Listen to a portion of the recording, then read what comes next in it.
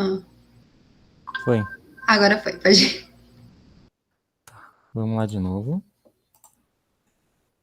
Bom, então, moçada, essa aqui é uma aula que eu e a Raquel preparamos, tá?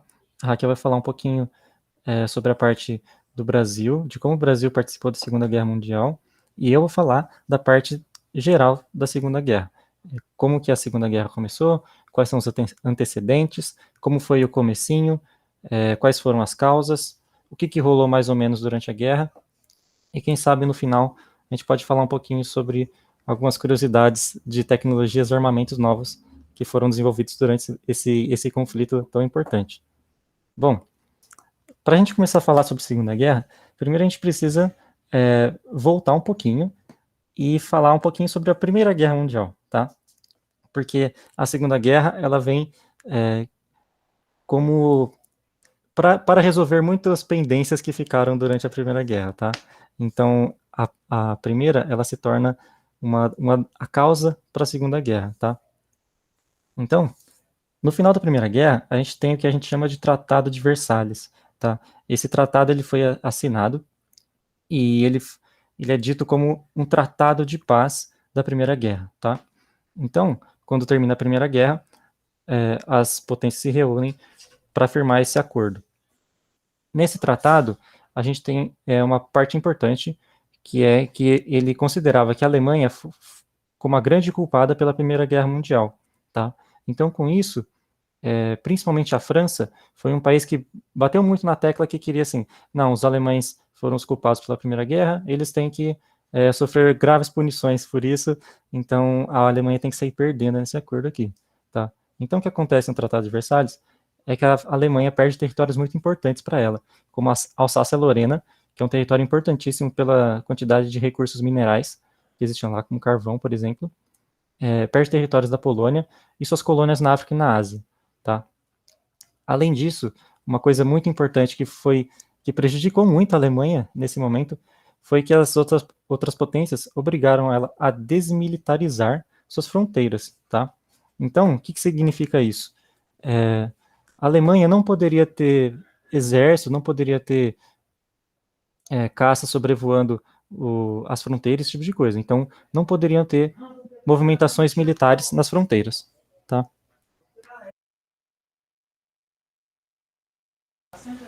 Então, continuando, além disso, a Alemanha não poderia ter nenhum tipo de submarino, tanques de guerra, nem aviões de combate, tá?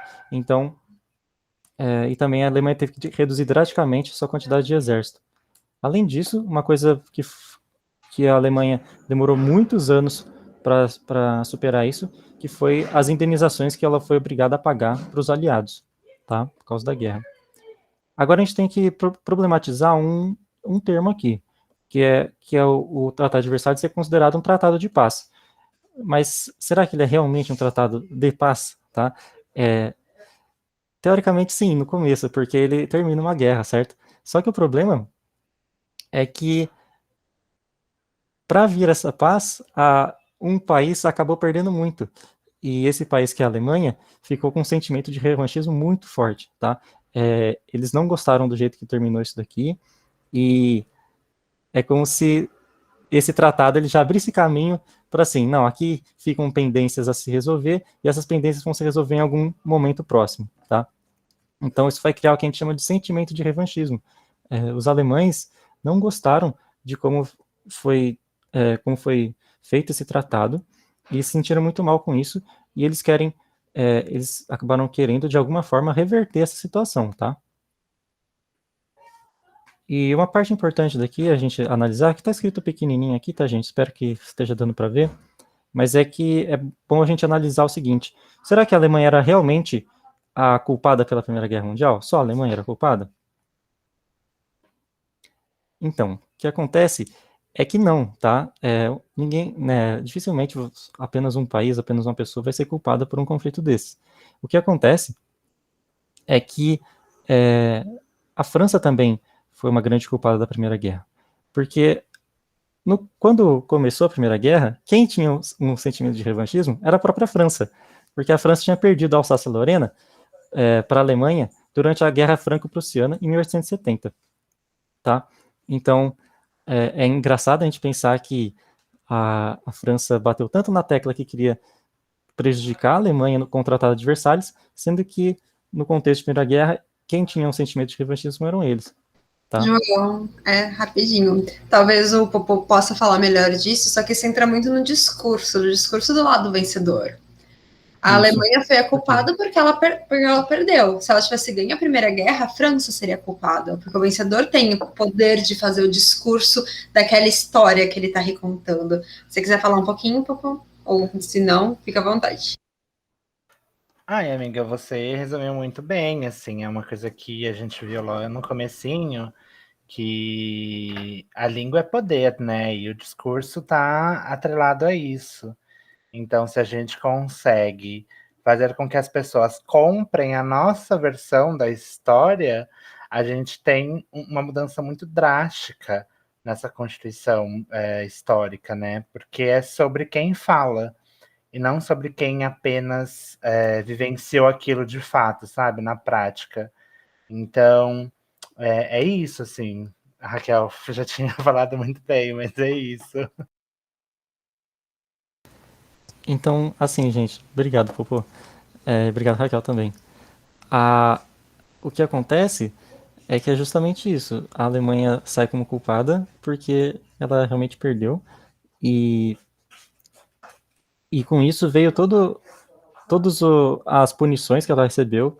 E esse tratado ele vai abrir caminho para um sentimento de querer um novo conflito, tá? Então, esse tratado de Versalhes, ele não quita todas as pendências, todos os problemas criados na Primeira Guerra Mundial, tá? Tudo bem, moçada? Eu vou passar, beleza? Pode passar, João. Gente, se vocês quiserem mandar alguma coisa no chat, eu leio para o João, viu? Fiquem à vontade. Isso, por favor. Bom, um outro aspecto muito importante que vai ser um antecedente da Segunda Guerra Mundial é o que a gente chama de a Grande Depressão, tá? A Grande Depressão, ela também, a gente chama ela também de a crise de 1929, foi uma crise muito forte do sistema financeiro do mundo todo, tá? Ela começou basicamente com a Bolsa de Valores de Nova York, que ela quebrou no dia 24 de outubro de 1929, tá? Então, o que acontece? A, essa crise... Peraí, gente.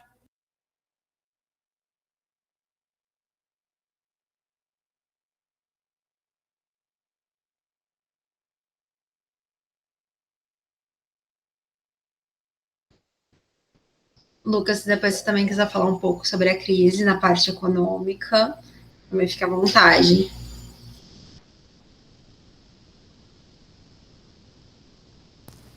Voltando aqui, desculpa. O que acontece é que a Grande Depressão, ela ocorreu por diversos fatores, tá? Não foi só uma coisa que causa uma crise dessa. O que a gente tem aqui é que o capitalismo ele estava em um período em que ele estava engatinhando ainda e aprendendo com seus próprios erros, tá? E aqui a gente tem um desses, um desses erros que acabaram... Ai, gente, peraí. Acho que eu tirei aqui. Ai, relaxa, é horrível ficar mexendo nessas apresentações. Pronto. Então, nesse momento, o capitalismo sofreu um pouquinho com a falta de algumas regulamentações no seu sistema, tá? Então, o que acontece é que, quando acabou a Primeira Guerra Mundial, a Europa estava muito destruída, tá? Os países da Europa eles estavam precisando muito se reconstruir suas indústrias, eles precisavam muito de investimento lá para poder se reerguer, tá? E, na época, os Estados Unidos se ofereceram, claro, para poder investir na Europa e ajudar na reconstrução da Europa, tá? Então, a Europa acabou entrando em dívida com os Estados Unidos por um tempo, até que eles conseguissem se reerguer, refazer suas indústrias, refazer suas economias, tá? E quando a gente chega próximo do período de 1929, o que acontece é que a gente estava vivendo um período também de segunda revolução industrial. Então, os processos industriais acabam produzindo muito mais produtos do que produziam antes, tá? Então, somando a segunda revolução industrial com a reconstrução da Europa, com as indústrias europeias voltando à sua produção máxima, a gente tem que no mundo todo houve uma produção industrial excessiva, tá? Tanto nos Estados Unidos, que já estavam tranquilos, quanto na Europa, que ela tinha já se recuperado dos danos da Primeira Guerra. O que acontece é que eram muitos produtos feitos e poucos consumidores, tá? Então foram formados muitos estoques e as empresas não estavam conseguindo vender esses produtos. Como o setor de produção ele não estava em alta, ele estava em baixa porque poucas pessoas estavam comprando, muitas empresas elas pegaram o seu capital e investiram no mercado de valores, no mercado de investimentos, tá? E muitas pessoas físicas também. E o problema é que muitas dessas pessoas e empresas tomaram empréstimos dos bancos para investirem na bolsa de valor. E o problema é que quando isso acontece, quando muitas pessoas fazem a mesma coisa, assim, o mesmo movimento de compra numa bolsa de valores, os preços acabam ficando artificialmente inflados. Eles acabam ficando muito altos e não há uma razão técnica econômica para isso, tá? E o que acontece é que depois de algum tempo as pessoas começaram a perceber que aquilo lá era uma mentira e elas começaram a querer vender suas ações rapidamente. E com muitas pessoas tentando vender ao mesmo tempo, os preços caíram muito, algumas empresas faliram e muitas pessoas estavam desempregadas do dia para a noite.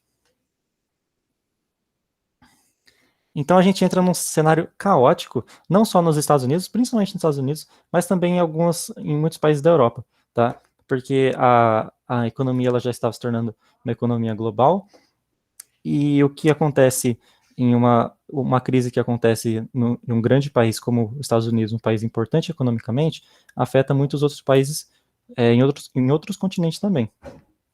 Então, essa crise econômica, ela afetou muito a vida de todo mundo. Então, ela acirra a competição econômica entre os países. O que isso significa, né? Que cada país agora estava lutando por si próprio. A Alemanha precisava controlar a sua economia, precisava salvar a sua economia, a França precisava fazer o mesmo, tá? A Inglaterra precisava fazer o mesmo. Então, os governos tentaram diversas formas de regulamentar a economia, tentaram diversas formas de controlar a situação de alguma forma, mas o mercado estava muito caótico e muito confuso ali, tá? Então, surgem algumas ideias no caminho, tá? Uma ideia que deu certo foi a ideia da Alemanha, de intensificar a produção de armamentos, tá? Então, não sei se vocês lembrarem, mas a gente falou aqui no Tratado de Versalhes que a Alemanha ela foi obrigada a desmilitarizar as fronteiras, tá? E ela não poderia ter veículos de combate, tá? Mas em 1935, a Alemanha fala assim, não tem problema, vamos desrespeitar isso daí e vamos começar a produzir armamentos no nosso país. A ideia era que produzir tanques, produzir armas, munições, explosivos, fosse alimentar a indústria e fosse gerar empregos, tá? E fosse movimentar os negócios. Então, isso é interessante porque a indústria da guerra, né, a indústria bélica, ela tem esse poder e esse intuito muitas vezes até hoje, tá? Muitos países acabam tendo muita produção de armas e explosivos e munições e acabam vendendo isso daí para outros países ou simplesmente movimentando sua economia, sua indústria com isso. A ideia da Alemanha foi muito bacana porque para eles, tá? Porque com isso eles conseguiram gerar muitos empregos nas fábricas, daqui uma fábrica de tanques, por exemplo, tá? E chegou um momento em que na Alemanha o índice de desemprego era praticamente nulo, porque a indústria armamentista estava empregando todo mundo praticamente. O que acontece é que isso acabou saltando os olhos dos países em volta e eles perceberam que a Alemanha estava se dando bem com esse novo modelo, tá? Então, outros países em volta da Alemanha começaram também a produzir armas em excesso. E aí quando você vê um país vê o outro produzindo muitas armas e guardando elas, começa a gerar suspeitas, tá? Até porque a Europa tinha acabado de sair de uma guerra mundial e agora existiam novos armamentos sendo produzidos. Então, essas suspeitas e as tensões dos problemas que não foram resolvidos na Primeira Guerra acabaram ficando cada vez maiores, tá? Tudo bem até aqui, moçada? Beleza, João. Posso só acrescentar uma coisinha? Claro, fica à vontade. Por favor. Então, essa questão aí da Alemanha, né, ela se intensificou ainda mais, né, depois que a Alemanha recuperou, né, esse território da Alsácia-Lorena, né? Como você já tinha dito, ali é uma região muito rica em minérios, né? E o minério vai ser a base aí para toda a indústria é, de armamentos, né? Que a Alemanha estava fortalecendo, estava crescendo, né? Então, essa incorporação aí do território perdido, né? Com o Tratado de Versalhes aí deu um boost novamente na indústria de guerra, né? E na, na formação dessas tensões aí, né? Que iam pairar, né, na década de 40 aí na Europa. É só isso, né? É só um outro ponto também que é interessante pensar que na década de 30, com a crise de 29, que foi uma crise do liberalismo, o Estado precisou intervir e pegar para ele isso de reerguer a economia. Então a gente vê estados interventores, mesmo nos Estados Unidos, o Estado passou a interferir mais na economia, e na Europa também teve uma alavanche de totalitarismo junto com o intervencionismo. Então a gente não tem só a Alemanha nazista e a Itália fascista. A gente vai ter Portugal salazarista, que foi a ditadura mais longa da Europa, a Espanha franquista, que a Guerra Civil Espanhola começou no meio da Segunda Guerra, se eu não estou enganada, e no Brasil também a gente vai ter um presidente ditador, interventor e autoritário, que a gente vai ver depois que é o Vargas. Isso entre essa década de 30 a 40, no período da Segunda Guerra. É só isso. É interessante tudo isso daí que a Raquel falou e também o do Lucas, mas é que quando a gente tem um período de crise, né, um período de crise econômica, como a crise de 29, períodos de crise, eles abrem espaço, eles abrem margem para que surjam ditadores, que surjam pessoas autoritárias com promessas de mudar o sistema, com promessas de salvar o país, com promessas de salvar o povo, né, de passar essa crise, né, com medidas mais drásticas. E é interessante a gente pensar isso porque esses são movimentos que vão e voltam na história, nas sociedades, e é muito interessante, né, como a Raquel falou, muitos países na Europa e também na América Latina acabaram sofrendo, não só com a crise de 29, mas vários problemas que o capitalismo sofreu nesse momento, e acabaram surgindo governos autoritários. É isso aí, pessoal. Eu vou passar então, beleza? Passei, hein? Bom, aqui eu coloquei para vocês algumas causas da Primeira Guerra e causas da Segunda Guerra, para a gente comparar um pouquinho, tá? A Primeira Guerra, a gente pode separar que a gente teve como causa os movimentos nacionalistas e as disputas econômicas, tá? Então, o que seriam esses nacionalismos, né?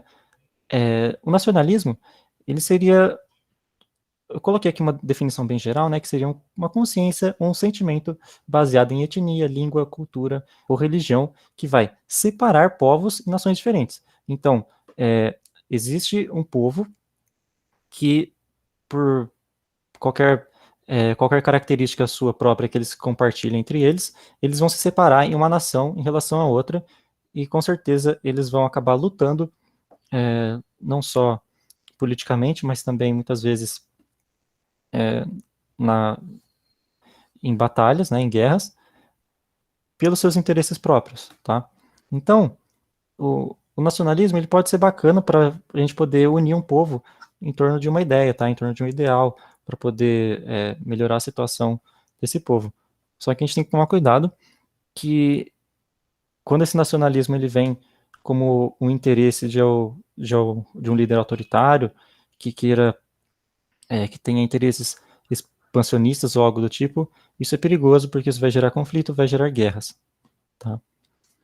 Então, a Primeira Guerra a gente tem aqui essas causas de movimentos nacionalistas e as disputas econômicas. Vocês podem estar pensando que, mas tem o assassinato do Duque, né, do Francisco Ferdinando. Sim, essa foi uma causa também da Primeira Guerra, mas esse foi basicamente o estopim, tá? Foi o que deflagrou a guerra, o que fez ela começar de vez. Só que essas causas aqui dos movimentos nacionalistas, das disputas econômicas, é o que realmente estava por trás de tudo aquilo, o que realmente fez com que os países se empenhassem tanto em travar aquelas batalhas, tá? Então, a gente vê que desde a Primeira Guerra, a gente tem disputas econômicas entre a Alemanha e a Inglaterra e a Alemanha e a França, porque quando a Alemanha ela se unifica, ela gera muito medo, muito temor da Inglaterra e da França, porque elas viram que a Alemanha estava conseguindo desenvolver uma indústria muito rapidamente, tá? Uma indústria muito forte. E eles tinham medo de perder seu mercado consumidor para a Alemanha. Na Segunda Guerra, a gente vai ter como causas aí os conflitos econômicos que não foram resolvidos da Primeira Guerra, tá? Isso aqui ficou pendente. E a gente agora vai ter, em vez de um revanchismo francês, a gente tem agora um revanchismo alemão, porque os alemães perderam muitos territórios, perderam armamentos depois da Primeira Guerra. A gente também vai ter essas disputas imperialistas, porque as ideologias fascistas da Itália e nazistas na Alemanha, elas tinham como base o expansionismo, tá? Elas queriam crescer e dominar a Europa, e para isso elas precisavam entrar em conflitos, tá? E também a nossa crise econômica de 29, que acirrou uma corrida armamentista, tá? E também, como a Raquel falou, abriu espaço para ditadores e líderes autoritários. Tudo bem, moçada? Eu acho que sim, João. E aí, Amanda, Ed, tudo bem para vocês? Amanda falou que tá tudo bem. Beleza. Vou passar, tá? Bom, deixa eu ver que oração, tá? Na década de 30, tá? Agora a gente vai falar um pouquinho sobre como que a guerra ela começa a se movimentar, beleza? E o que acontece é que na década de 30 a gente começa a ter algumas movimentações que vão indicar o começo de um novo conflito na Europa, tá? Então, aqui eu tenho alguns dos casos que aconteceram, tá? Só para a gente ter meio que em mente o que já estava acontecendo antes mesmo de começar a Segunda Guerra, definitivamente, tá? Que em 1931, o Japão vai invadir a Manchúria, tá? Que era uma importante província chinesa. João, E, assim como... Oi, João, licença, o Ed está com a mão levantada. Pode falar, Ed. fala aí, Ed. Oi, gente, tudo bem? Ô, João, eu queria te perguntar para você falar sobre a Belle Époque, porque eu, real, sempre esqueço disso, e para já anotar aqui. É isso. Tá.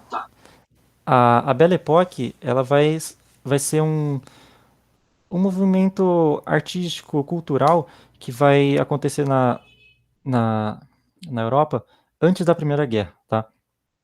Então, antes da Primeira Guerra, a Europa ela vivia um momento de muita efervescência cultural, vivia um momento de grande industrialização, e a gente começa a ter o aparecimento de diversos movimentos artísticos que vão ser conhecidos depois como Belle Époque, tá? Então, eu acho bacana a gente falar de Belle Époque mostrando algumas imagens, sabe? Que acho que todo pessoal acaba vendo em filme, sabe? Deixa eu ver se eu consigo... Enquanto você acha, João, vou falar da Belle Époque no Brasil. Então, a Belle Époque ficou entre as duas primeiras décadas do século XX, e no Brasil veio com todo esse... veio uma urbanização, um embelezamento da cidade, a revolta da vacina se deu no contexto de Belle Époque, que tanto o Rio de Janeiro estava sendo embelezado e medidas de saneamento precisaram ser tomadas, e a cultura popular era posta de lado para se aproximar do erudito, do europeu. Também teve o investimento na imigração para o Brasil se aproximar com o europeu civilizado que tinha na época. E o modernismo, a Semana de Arte Moderna de 22, ela veio quebrar com essa Belle Époque, juntando o erudito com o popular. E depois, na década de 30, no governo de Vargas, vai ter essa revalorização do popular, como os modernistas já estavam pregando, tudo bem? Pode falar, Lucas.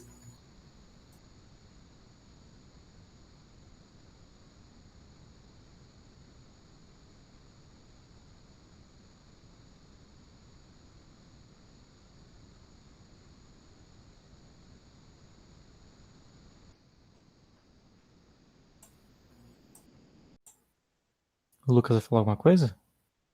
Ele tinha levantado a mão, mas ele abaixou. Eu acho que foi sem querer. Ah, então, continuando, a Belle Époque ela vai ser marcada por um momento de muita paz, né, na Europa, justamente depois da queda de Napoleão, quando tudo começa a se estabilizar na Europa. E o que acontece também é que muitas novas tecnologias foram desenvolvidas nesse período. Então, a gente tem o cinema, por exemplo, né, a gente tem outras inovações também, como o telefone, né? Os primeiros aviões começam a ser produzidos nessa época. Então, era um momento de muito otimismo na Europa, tá? E ele acaba sendo conhecido como Bela Época.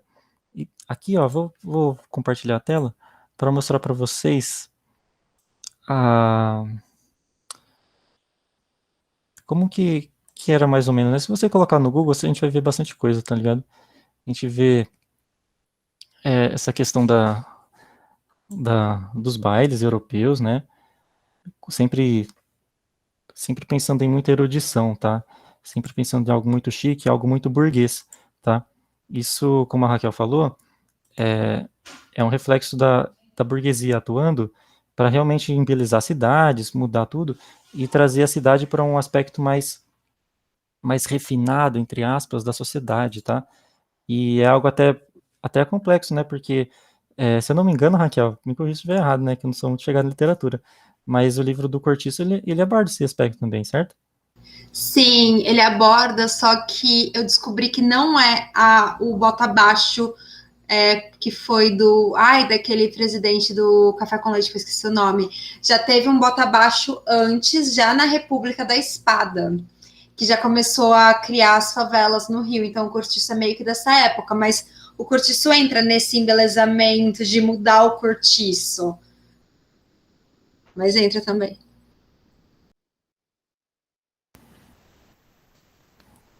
Tá tranquilo, Ed? Tudo bem? Sim, João, eu anotei tudo de aqui. Ai, obrigado. Beleza, qualquer coisa é só falar. Então, gente, continuando aqui, a questão desses movimentos iniciais da Segunda Guerra, antes mesmo de acontecer a guerra, a gente tem o Japão invadindo a Manchúria, buscando aí recursos minerais como ferro e carvão, da mesma forma que a França estava muito interessada na Alsácia-Lorena, como o Lucas falou, justamente indo atrás desses recursos minerais. A gente tem que lembrar que o Japão ele é uma ilha que não possui recursos minerais neles.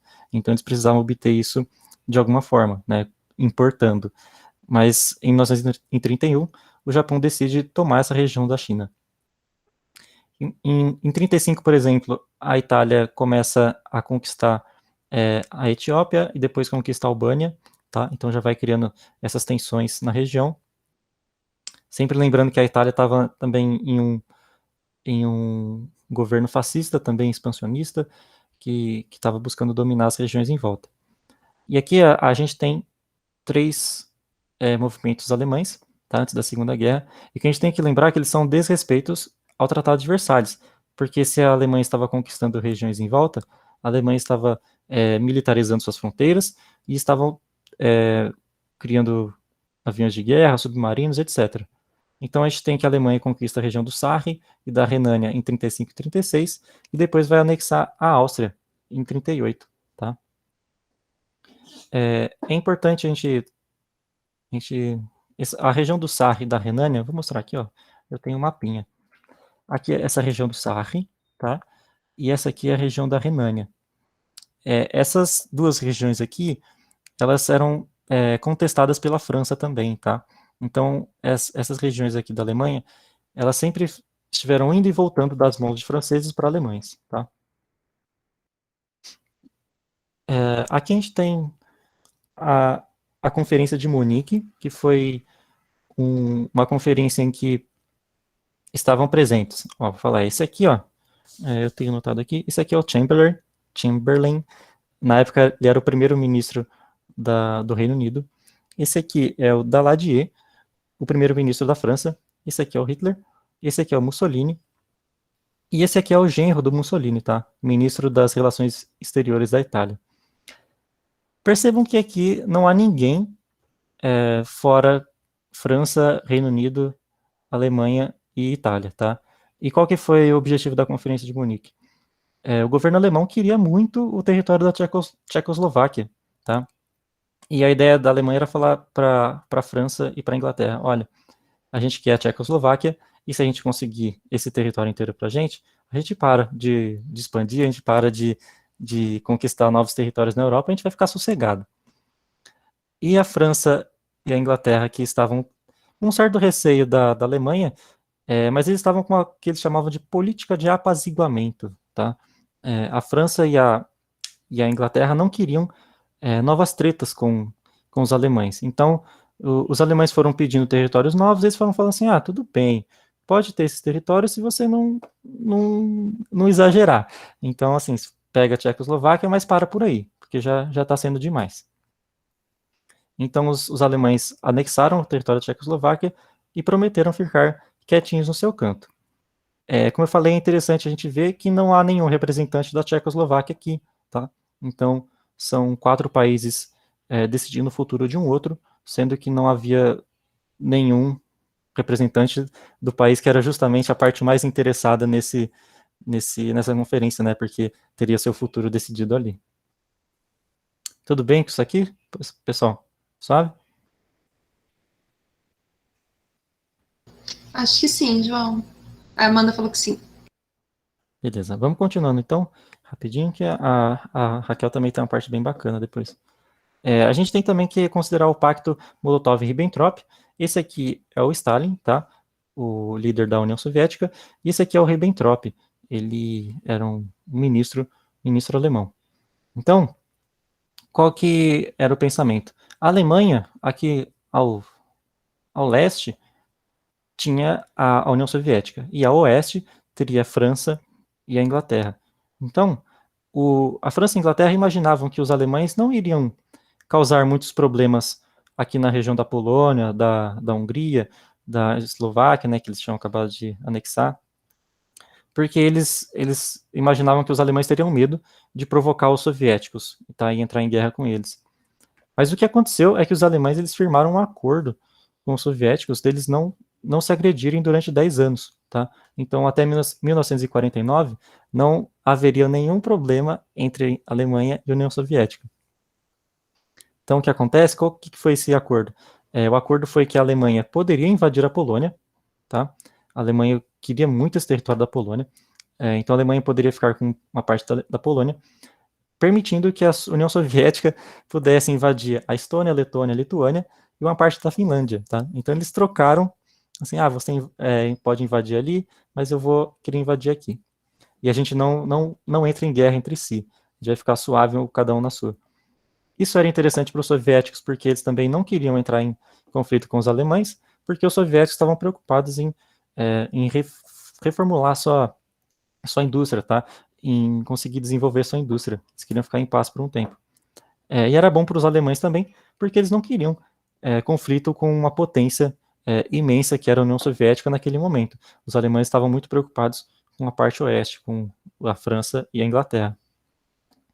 Mas esse acordo não foi muito longe, porque em 1941 a Alemanha rompe esse acordo e invade a União Soviética, o que a gente conhece hoje como Operação Barbarossa, tá?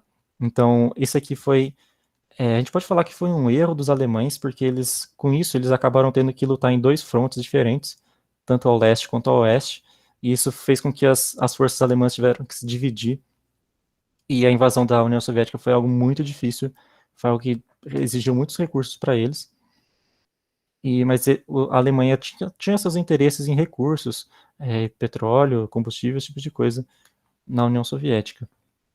Então esse pacto ele foi importante para a Alemanha se manter suave ali no período antes da guerra e poder focar nas invasões que iria fazer posteriormente. Tudo bem, moçada?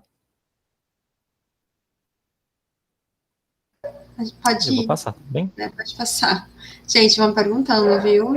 E não precisa nem levantar a mão, já vai falando que o João não vê. Eu não vi. Aqui a gente tem, moçada, aqui o mapa da Alemanha de novo. Aqui essa que a gente chama hoje de República Tcheca. Aqui a gente tem a Eslováquia, tá? Ela vem mais ou menos até aqui. Então a Alemanha consegue anexar todo esse território para ela, anexa a Áustria também, e depois vai anexar boa parte da Polônia também, tá? Então percebam que a Alemanha está crescendo bastante para o leste, chega, tromba ali com a União Soviética, eles param por ali, e depois eles começam a expansão para o oeste também, tá? Então, quem são os países envolvidos, né, nessa treta toda? A gente tem o eixo, que é composto pela Alemanha nazista, o Japão e a Itália, tá?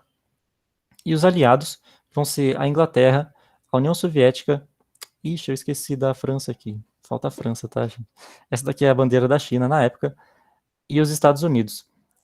Os Estados Unidos, eles entram um pouco depois, se eu não me engano, em 41, após o ataque de Pearl Harbor. Tá? Faltou a França aqui, desculpa, gente. Faltou a França. Mas a França também lutou um pouquinho João, na cadê guerra. a bandeira de guerra do Japão, mano?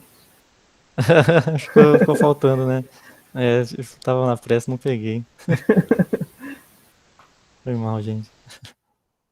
Bom, agora a gente tem aqui as fases do conflito, tá? A gente pode separar a Segunda Guerra em 3 partes, 3 grandes fases, tá? O começo, em que eram apenas vitórias do eixo, tá? Os alemães, eles conseguiram vitórias expressivas muito rápido na Europa inteira, tá?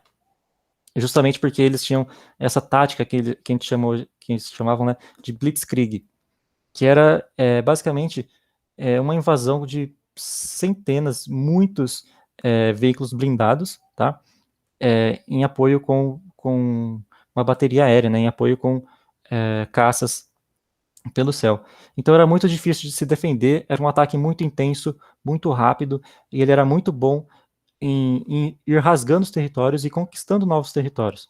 Porém, os alemães tiveram muitos problemas em manter esses territórios, tá? Foi muito difícil para eles segurar os locais que eles haviam conquistado, até porque os alemães eles começaram a batalhar em 2 frontes diferentes. Eles também tiveram operações na África, tá? Essas operações dos nazistas na África ficou conhecido como Afrika Korps. Foram divisões especiais que foram enviadas para lutar nas regiões da África e reconquistar as colônias alemãs que haviam na África. Então, a gente tem aqui no começo da guerra, a gente vai ter a Batalha da Inglaterra, que fica famosa pelas batalhas aéreas da RAF inglesa, né, da Força Aérea Inglesa, com a Força Aérea Alemã, a Luftwaffe, e acho que deve ter bastante filme sobre isso. E até que o Churchill fala que nunca tão poucos lutaram por tantos, né, que foi essa batalha aérea. A gente tem a questão do Afrika Korps, a gente tem a Operação Barbarossa, que foi a invasão dos alemães na Rússia, e o ataque a Pearl Harbor, que vai ser o estopim para a entrada dos americanos na guerra e depois, consequentemente, também os brasileiros, que a Raquel vai falar depois. E na segunda fase do conflito, rapidamente, a gente tem uma situação de paridade, né? Os aliados e os alemães, cada um ganhava uma batalha, a outra ficava meio parada, não acontecia muita coisa. Então, a Inglaterra derrota os Afrika Korps na África, as divisões dos nazistas na África foram derrotadas pelos ingleses, e o eixo para com a sua expansão. Então, esse mapa aqui ele mostra a expansão máxima do eixo durante a Segunda Guerra, tá? É legal a gente notar que a Suíça, aqui ela se manteve neutra durante a guerra, tá? Então ela não foi ocupada por nenhuma das potências. E os nazistas conquistaram depois até a Finlândia, que os russos haviam conseguido antes, a Estônia, a Lituânia e a Letônia, que haviam sido entregues com o Tratado de Ribbentrop-Molotov. E depois a gente tem a terceira fase, que os aliados começam a vencer. Então a gente tem 2 batalhas importantes, que são a Batalha de Stalingrado, que foi a primeira vitória dos aliados na guerra, que foi quando os russos começam a vencer no fronte oriental. E a gente tem o dia D, que ele vem um pouco depois, mas ele é considerado a primeira vitória dos aliados no fronte ocidental, tá? No fronte oeste da batalha. E, claro, aqui no Ocidente a gente conhece muito mais o dia D, porque quem realizou essa investida foi justamente os americanos, junto com os ingleses, tá? Agora, moçada, se vocês tiverem alguma dúvida, pode falar agora, algum comentário, alguma crítica, qualquer coisa do tipo, que eu vou parar a minha parte aqui e a gente vai começar a ver a parte da Raquel. Antes de eu entrar na minha parte, eu queria pedir a participação especial do Ed, para ele falar um pouco do que ele viu no filme da Jojo Rabbit, da propaganda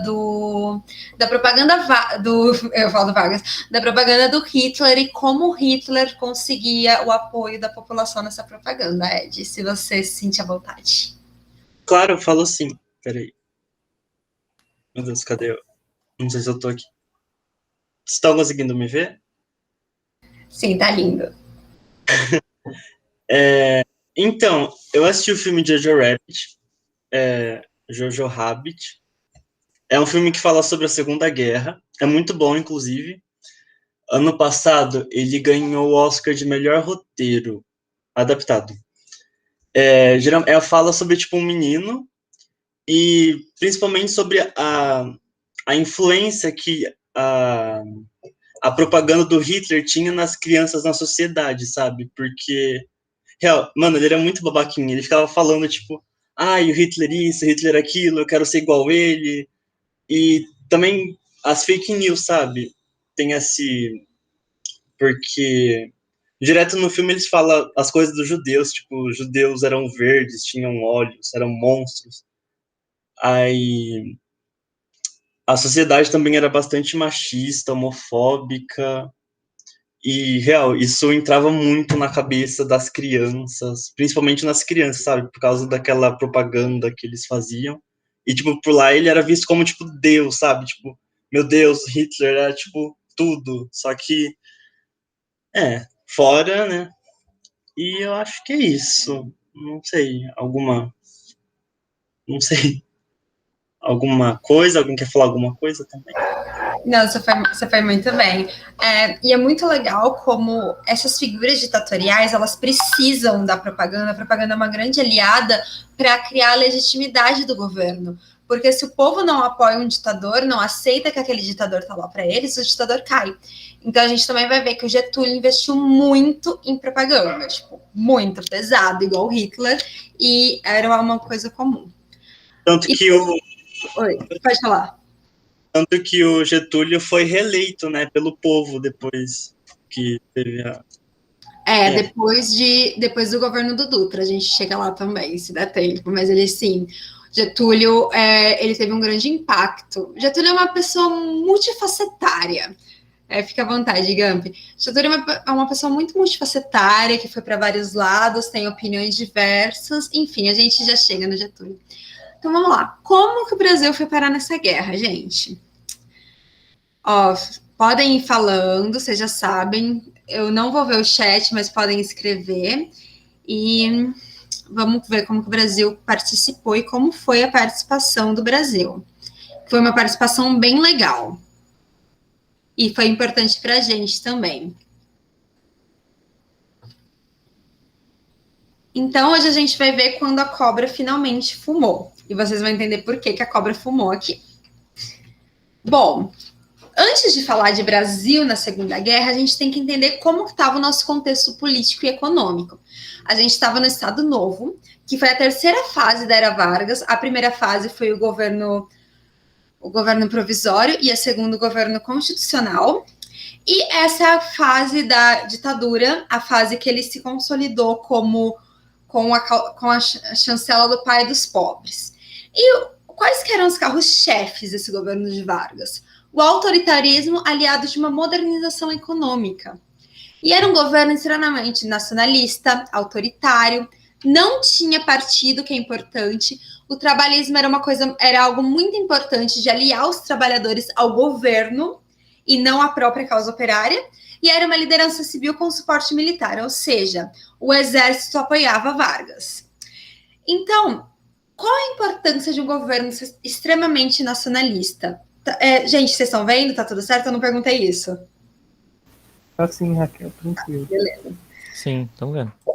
Um governo nacionalista cria a imagem de uma grande nação e cria na população o orgulho de fazer parte dessa nação. Eu posso ser alguém comum, mas eu faço parte da grande nação Brasil, liderada pelo grande Getúlio. E por que o Estado Novo era partidarista? Getúlio, ele não tinha partido político, ele não tinha vice-presidente e todos os partidos foram proibidos. Ele fechou o Congresso, governava por decreto-lei, tinha o poder judiciário, mas ele controlava o judiciário. Então, tudo centrava nele. Tudo bem do partidarismo? O trabalhismo do Getúlio, porque ele trouxe as questões trabalhistas para a matéria de governo, matéria de Estado. Inclusive, a gente vai ver melhor, mas tem historiadores que defendem que com isso Vargas matou a luta de classes. Porque ele criou a ideia de que os trabalhadores não precisavam lutar pelos direitos, porque o governo dava tudo. E o Estado apoiava. Para ele manter esse governo ditatorial, eles tinham vários órgãos governamentais. Os principais são o DIP, que cuidava da propaganda, o DASP, que era um órgão administrativo, cuidava de todos os assuntos em geral, e o DOPS, que era a polícia política. E o Vargas investiu pesado na propaganda para fazer a imagem de um líder carismático, preocupado com a nação. Tudo bem até aí de como era mais ou menos o esquema do Vargas? Tudo bem, Raquel? A Amanda falou que sim no chat. Ah, obrigada, Amanda. Agora a pergunta que não quer calar. Mas o Vargas era fascista? Porque assim, ele tinha um governo que ele investia com forte propaganda e marketing, igual o Hitler. A censura era permanente, prendia opositores, tinha apoio de forças armadas, e ele tinha umas relações fortes com a Alemanha, ele inclusive extraditou a Olga Benário grávida, mas ele não era fascista. Ele era, sim, um ditador autoritário, mas não fascista. Por quê? Lembra quando eu falei que ele era apartidário, que ele fechou todos os partidos políticos? Para você ser fascista, o líder de um partido único é muito importante, porque a ideologia do líder se mescla com a ideologia do partido. Vargas não tinha isso. O Vargas era ele mesmo. Por que ele não se amarrava a nenhuma ideologia? Porque isso fazia ele dançar conforme a banda. Ele podia conversar com o pessoal mais fascista, que eram os integralistas, com os trabalhadores, com os Estados Unidos, com as oligarquias, entendeu? Ele ficava livre para se mover e se manter no poder. Então, pensando no Vargas, a gente pode falar que ele era um ditador personalista, que o ditador era ele, a ideologia era ele, e não em outros partidos. Então, tudo bem? Ele tinha semelhanças com o governo fascista e algumas afinidades com Hitler, mas ele não era fascista. Tudo bem? Tranquilo, Raquel. Bom, e como foi a industrialização na era Vargas? Foi pesada e foi quando a gente teve efetivamente uma industrialização e não um surto. A gente já tinha indústrias no Brasil, teve um crescimento significativo durante a Primeira Guerra Mundial, mas agora a industrialização vai começar para valer, porque virou um projeto de governo. E o Estado era interventor, o Estado interferia na economia, dando direito trabalhistas, que a gente chega no peleguismo, que eram sindicatos associados ao governo e não ao próprio sindicato trabalhador. Tudo bem nisso? Deu para entender? Eu achei que ficou confuso. Que o peleguismo é quando... por causa do que o Vargas fez de dar os direitos trabalhistas e permitir os sindicatos, esses sindicatos eles ficaram associados ao governo, então eles não defendiam de fato o trabalhador. Então, eles ficaram conhecidos como sindicatos pelegos. Tudo bem? Raquel, você pode repetir, por favor? Do peleguismo? Uhum. Lembra que eu falei que o Vargas, ele introduziu os direitos trabalhistas. E ele fez a imagem dele de pai dos pobres, que deu os direitos trabalhistas. E essa ação do Vargas de trazer para o Estado a intervenção, a mediação entre o trabalhador e o empregador, que inclusive ele se inspirou no Mussolini para fazer isso, fazendo isso, o Vargas matou a luta de classes, porque o trabalhador não precisa mais, o trabalhador não precisa lutar por seus direitos, porque o Estado vai lá e dá. E isso, os sindicatos, eles eram associados a Vargas, aos interesses de Vargas e não aos interesses do trabalhador em si. Então, por isso, eles ficaram conhecidos como sindicatos pelegos. Tudo bem? Eles ficavam conhecidos assim porque Os pelegos seriam as pessoas que teriam medo de confrontar o Vargas, por exemplo. Teriam medo de confrontar a situação vigente. Então, eles estavam ali em luta dos trabalhadores, só que eles também não queriam causar nenhum mal-estar com quem era um dos interessados na conversa, tá? Então, eles ficam como capacho aí, né, do Getúlio Vargas, no caso. Sim. Ó, inclusive aqui nesse cartaz, tipo, as leis sociais que o atual governo, por iniciativa própria, tem procurado amparar as classes trabalhadoras, devem construir motivo de orgulho para os brasileiros. Então ele criou essa narrativa que ele deu essas leis sociais. Algumas delas tinham sido conseguidas por movimentos, principalmente movimentos anarquistas, só que elas não eram aplicadas. Então Vargas ele deu as aplicações, ele consolidou as leis do trabalho e ele tem essa imagem até hoje, do pai dos pobres. E muitos chamavam ele de pai dos pobres e mãe dos ricos. Tudo bem por enquanto? Tudo bem, Raquel. E o Vargas, ele implementou o nacionalismo econômico. O que é isso? Nacionalismo não significa isolacionismo. Não é errado falar que Vargas negou capital estrangeiro. Ele aceitou capital estrangeiro, mas o Estado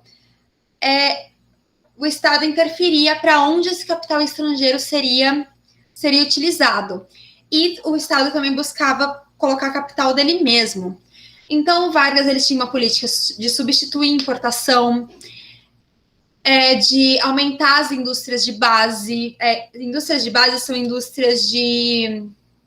Ai, Lucas, me ajuda. Indústrias de base, indústrias de bens mais pesados. Isso, a indústria pesada, siderurgia, a parte petroleira, metalurgia, são todas essas partes que ele buscou desenvolver para ter nos anos seguintes, né, uma continuação, né, da cadeia produtiva, né, começando aí do básico, né, que é o ferro, e depois seguindo assim para as máquinas, por exemplo. Isso, obrigada, Lucas. Aí o Vargas, ele colocou no Estado o papel dessa indústria de base, enquanto a burguesia industrial ficou com indústrias de bens de consumo. E o Brasil fazia comércio tanto com a Alemanha, tanto com os Estados Unidos. Inclusive, a nossa Companhia Siderúrgica Nacional foi feita com investimento americano, mas o governo tomou conta. Tudo bem até aqui, dessa industrialização? Tranquilo, Raquel.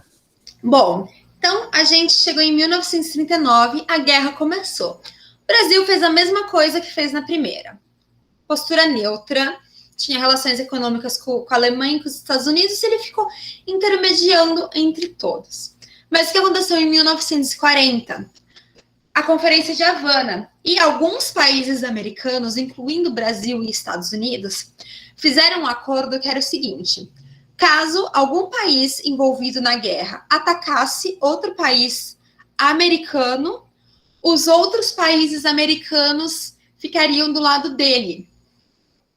Tudo bem? Então, por exemplo, se os Estados Unidos fossem atacados por algum país que estivesse em guerra, os outros países que assinaram esse tratado, como o Brasil, ficariam do lado dos Estados Unidos. E, em 1941, aconteceu o Pearl Harbor, que o forte americano foi atacado pelos japoneses, e Pearl Harbor modificou o cenário da guerra e também na América Latina. Na guerra, Estados Unidos entrou, trazendo um gás novo para os aliados, e na América Latina, por quê? Estados Unidos entrou na guerra. Então, ele queria que essa Conferência de Havana fosse cumprida.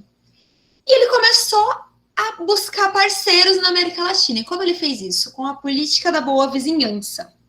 Em substituição àquela política intervencionista antiga, que era conhecida como Big Stick. Então, o que é essa política da boa vizinhança?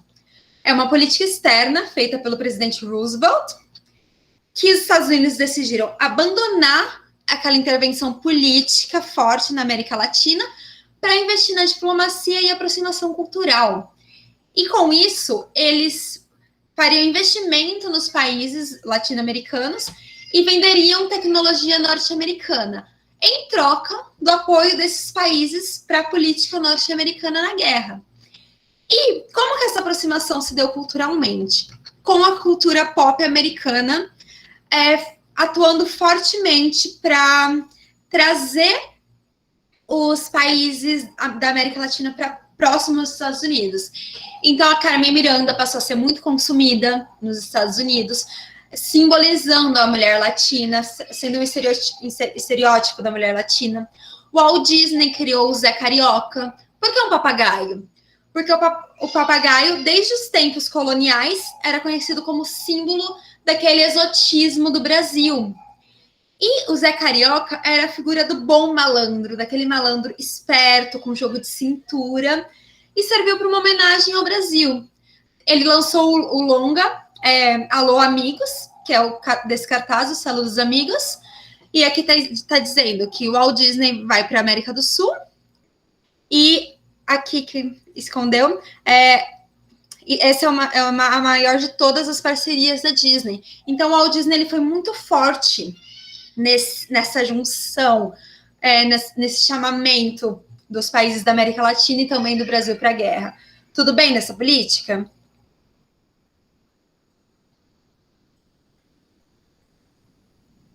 Tá bom, eu vou passar. Tranquilo, Raquel.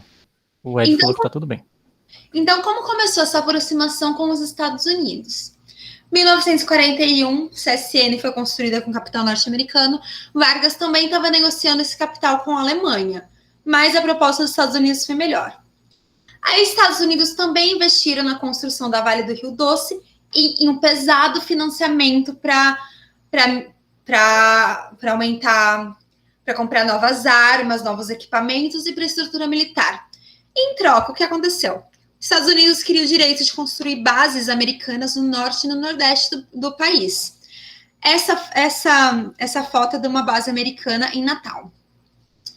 O Brasil autorizou. Se o Brasil não tivesse autorizado, saiu um documento anos depois que os Estados Unidos já tinham tudo pronto para atacar e fazer essas bases à força. O Brasil autorizou.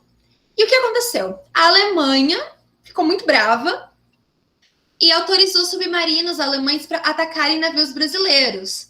Depois de vários ataques, Getúlio rompeu relações diplomáticas com a Alemanha. Ainda não é declarar guerra. Ele só rompeu conversas, negociações e tudo mais. A Alemanha continuou atacando os navios brasileiros e a opinião pública pesando no Getúlio para entrar em guerra. Os Estados Unidos forte para o Getúlio também entrar em guerra do lado deles. Getúlio declarou guerra em agosto de 1942. E em 1943, Roosevelt e Getúlio negociaram a criação da FEB, que é a Força Expedicionária Brasileira. Aqui nesse mapa, vocês conseguem ver a importância daqui do nosso Nordeste para os Estados Unidos irem até o norte da África, onde estavam tendo aquelas guerras que o João falou, aquelas batalhas que o João falou. É a parte mais próxima da África, do continente americano, e vários aviões que, saindo dos Estados Unidos, teria que ser um avião muito grande para conseguir chegar direto. E aviões pequenos não conseguiriam fazer um voo direto, que conseguiriam fazer do Brasil. Então, era muito mais próximo. Deu para entender a importância estratégica do Brasil para essas bases militares? Que bacana isso, Raquel. Esse site é muito bom. Depois eu passo. Legal, legal. Então, vamos lá. Raquel, tenho uma dúvida. Você pode voltar no antigo... Sim. Por que, tipo, esse daí, do mapa, por que, tipo, era mais fácil ir, tipo, pro Brasil e pra lá do que ir pra esquerda? Tipo, dos Estados Unidos mesmo, que é, tipo, sabe? O Lucas pode falar melhor, que isso é uma parte mais geográfica, mas essa parte do Nordeste brasileiro é a parte mais próxima da África. Então, tipo, se fosse fazer uma passagem daqui para cá, é mais longe. E aviões pequenos não conseguiriam. Então, o Brasil ficou como um porto de passagem. Tudo bem? Não, mas, tipo, do outro lado. Vindo para cá? É. Eu acho que é bem mais longe, não é, Lucas? Lucas, me ajuda. Posso falar depois do Lucas? Oi, Lucas, oi, Raquel. Pode falar, Lívia, pode falar. Bem-vinda. Oi, Lucas, você está muito bonito hoje. Oi, amiga, você está muito bonita hoje. Obrigada. O Lucas de camisa, desculpa, Raquel, mas ele está muito bonito, então eu tenho que falar que ele está muito bonito. Enfim. O Ed, a gente precisa pensar que pós, né, Segunda Guerra Mundial, vai ter esse jogo político, literalmente, a geopolítica, para polarização de influências. Então, não somente no Brasil, mas na América Latina inteira, os Estados Unidos ele vai tentar exercer um poder político, né, através aí de várias negociações. Então, é mais por uma estratégia mesmo de, por exemplo, de ter algum problema com Cuba, né, que já tinha instaurado toda a revolução em Cuba, né? Então, era muito mais fácil você criar bases militares americanas, estadunidenses, né, na costa brasileira do que em outros locais. Tudo bem? Eu não sei se o Lucas ia falar isso. Deu para me escutar, gente? Entendi. Acho que é mais fácil fazer... Então, pode falar, desculpa. Uma negociação, entre aspas, com o Brasil para, tipo, incluir ele, sabe? Para não, tipo, vir o socialismo no Brasil. Meio que isso. É exatamente isso. Na verdade, os Estados Unidos, ele sempre comprou países latinos, né?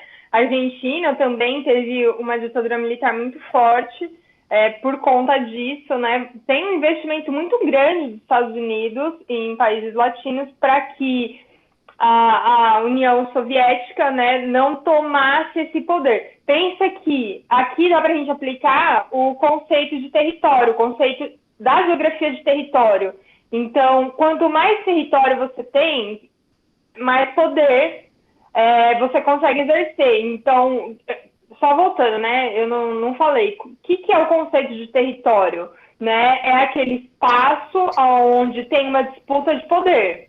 Onde você tem uma guerra, né? Onde você tem, por exemplo, a Guerra Fria, porque você não tem tiros nem armamentos pesados ali, mas você tem todo um jogo político envolvendo. Então, quanto mais território os Estados Unidos conseguisse abarcar, mais poder ele ia ter comparado com o poder da União Soviética.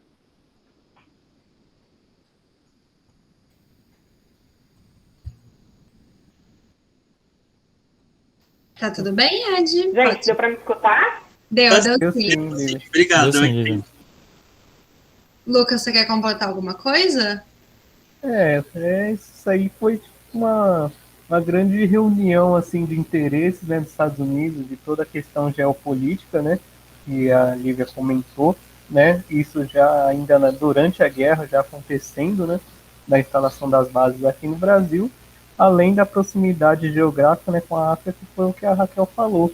Então, respondendo assim, por que para o oeste não compensaria, apesar dos Estados Unidos ter a costa, né, a costa oeste também, imagina que se por algum acaso o avião passa sobre território japonês, aquele avião vai ser bombardeado, né? Até chegar na África, ele vai ter que passar pela Ásia, né? Sim. Então, ele corria esse risco, né, de passar em território inimigo, e daqui no Brasil, como o Brasil era um país aliado também, né? Aliado, e também pertenciam aos aliados, né, formada na guerra, né? Ali ele conseguia chegar mais facilmente à África e pela África adentrar o território e aí, assim como a Lívia comentou, de espalhar, né, a ideologia estadunidense já dentro da África através durante a guerra já, né? Então tem a questão geográfica e a questão geopolítica, a de proximidade e a de conquista de territórios, né, através da ideologia. Então foi uma mistureba aí de interesse dos Estados Unidos. Mais alguma coisa, gente? Posso seguir? Fica à vontade, Raquel. Obrigada. Bom, então vamos lá para a FEB. A FEB ela demorou cerca de 1 ano e meio para da sua criação ir para o campo de batalha. E por que demorou tudo isso? Porque tanto os Estados Unidos quanto a Inglaterra, quanto o governo de Vargas, eles não conseguiam chegar num acordo sobre se era necessário mesmo enviar uma força expedicionária brasileira, o tamanho dessa força, e também tinha os problemas operacionais. O nosso exército, ele estava defasado, tanto de técnicas quanto de armamentos. As nossas técnicas, elas vinham da missão de guerra francesa, que foi uma missão que veio no Entre Guerras, e elas não abarcavam os ataques novos alemães que o João falou. Eu não sei falar alemão, mas que ele já explicou para vocês, que eram aqueles ataques relâmpagos. Então, o que aconteceu? Alguns oficiais brasileiros da alta patente, foram para os Estados Unidos para conhecer os equipamentos, os treinamentos deles, e militares americanos de alta patente também vieram para o Brasil e fizeram um treinamento não completo. Os nossos expedicionários, eles terminaram seu treinamento na Itália. E toda essa demora gerou um ditado popular. O pessoal da época falava que era mais fácil uma cobra fumar do que o Brasil ir para a guerra. Uma outra coisa, gente, para vocês irem pensando. Nesse momento, a gente já tem militares de alta patente brasileiros entrando em contato com os Estados Unidos. A gente vai ter vários brasileiros guerreando ao lado dos Estados Unidos. Depois a gente vai pensar no que isso vai levar. Tudo bem? Posso ir? Vou passar, tá? Bom, a cobra fumou. Foi decidido que a FEB iria fazer parte do Teatro de Operações da Itália, junto com o 5º Batalhão do Exército Norte-Americano, com alguns italianos antifascistas também. Então, no total, 25.334 mil brasileiros foram para lá em 5 viagens. Também foram 73 enfermeiras. A chegada do 1º Batalhão da FEB foi em junho de 1944, e a FEB foi a primeira força latino-americana a combater no Velho Mundo. Nisso, gente, pode parecer pouca coisa. O que 25 mil homens fizeram para a Segunda Guerra, para o balanço da Segunda Guerra? Mas foi uma campanha importante. Tanto pela ação que a gente vai ver deles na Itália, foi importante, eles conseguiram importantes vitórias, e tanto pelo fato simbólico. É uma força latino-americana que está no Velho Mundo, está combatendo. Tipo, o Brasil foi para a Segunda Guerra, ele foi ajudar. Então é importante sim a participação do Brasil, e é bem legal conhecer isso. E na Itália, eles foram treinados com as práticas de guerra, e no começo eles eram muito inexperientes, não tinham tanta afinidade com as coisas da guerra. E eles foram muito criativos, os nossos febianos. Eles nomeavam equipamentos porque a maioria deles não sabia falar inglês. Então, por exemplo, metralhador eles apelidaram de Lurdinha. Eles usaram jornal para aquecer as botas, porque eles guerrearam em pleno inverno na Itália. Tudo bem, a Europa tem invernos muito piores, mas para brasileiros, imagina o brasileiro que veio lá do Nordeste, ser tacado na Itália num frio gigantesco. Então, eles pediam botas maiores, 2 números maiores, e forravam com jornal. Isso deixava o sapato mais quente e impedia que eles pegassem doenças muito comuns como aquele pé de trincheira, que você pega uma frieira e você perde o pé. Os símbolos da FEB eram o símbolo do Cruzeiro do Sul, que era do Exército, um escudo verde, escrito Brasil em branco, e a cobra fumando, que era o símbolo não oficial, que era aquele bordado no outro uniforme. Essa cobrinha aqui foi uma que o Walt Disney desenhou. Tudo bem até aí? Amiga, só deixa eu fazer um comentário. Uhum. Eu entrei atrasada, já peço desculpas. Eu fui correndo no supermercado, porque tudo vai fechar, né? Aqui em Araraquara. Farmácia, supermercado, então eu fui correndo. Por isso que eu fiquei atrasada. Fila gigantesca no supermercado. E eu não estava escutando que você já estava falando da Segunda Guerra Mundial. Então, assim, Ed, a minha resposta foi um pouco precipitada, porque ainda não tinha acontecido a Revolução Cubana, mas tudo que o Lucas falou, e só esquece que eu falei da Revolução Cubana, porque eu antecipei. Era isso, desculpa, amiga. Não, sim, mas imagina, mas tem todo sentido, tipo, a conquista do território, porque essa aproximação dos Estados Unidos com o Brasil foi muito importante para toda a ligação que o Brasil e os Estados Unidos tiveram durante a Guerra Fria. Então, acho que só tira da Revolução Cubana e já tá tudo ok. Bom, vamos lá.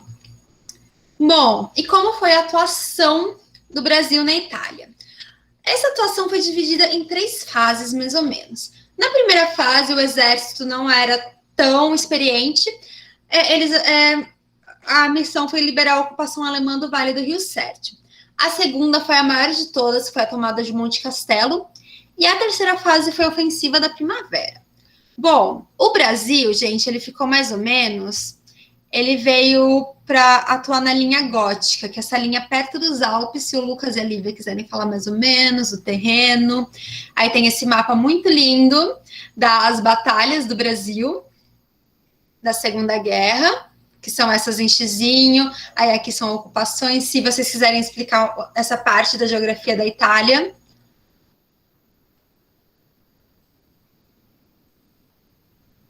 Gente?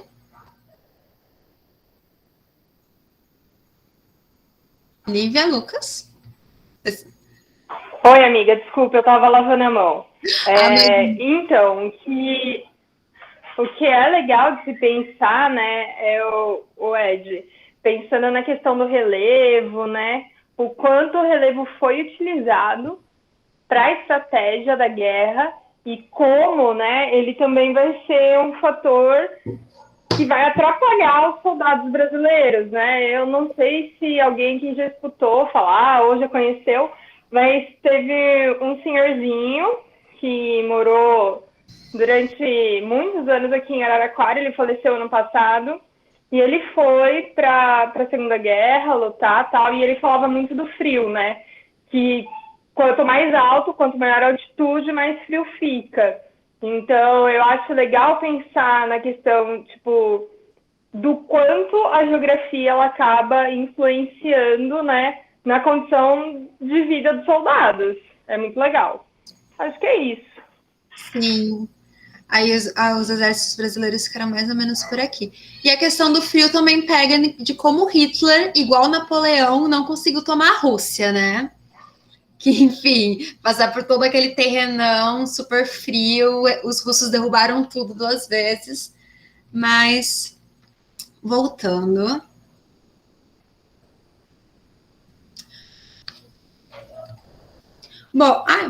Bom, como foi a tomada de Monte Castelo? Foi um ataque a tropas alemãs que estavam na linha gótica, que era aquela linha perto dos Alpes que eu mostrei para vocês, e durou de novembro de 1944 até fevereiro de 1945.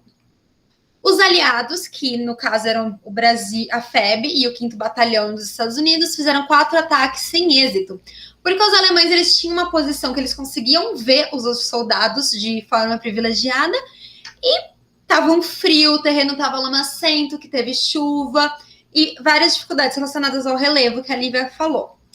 O general Mascarenhas, que é um general brasileiro, ele era da opinião que para conseguir tomar Monte Castelo, toda a divisão deveria participar do ataque, não ir aos poucos, igual eles estavam fazendo. Até que em fevereiro de 45, na Operação Encore, todo o batalhão foi tomar Monte Castelo. Os soldados americanos eles deram cobertura para os brasileiros subirem e eles conseguiram tomar Monte Castelo. Essa citação em alemão, eu não vou falar porque meu alemão é péssimo, significa 3 heróis brasileiros. E eu estava olhando a letra daquela música que o João falou, aquela música fala desses 3 heróis. Eles foram capturados ou estavam lutando com os alemães. Foi oferecido que eles se rendessem, eles não se renderam, eles morreram lutando e os próprios alemães enterraram eles e deixaram essa escrita em alemão em homenagem a esses 3 heróis. Tudo bem? Bacana, Raquel.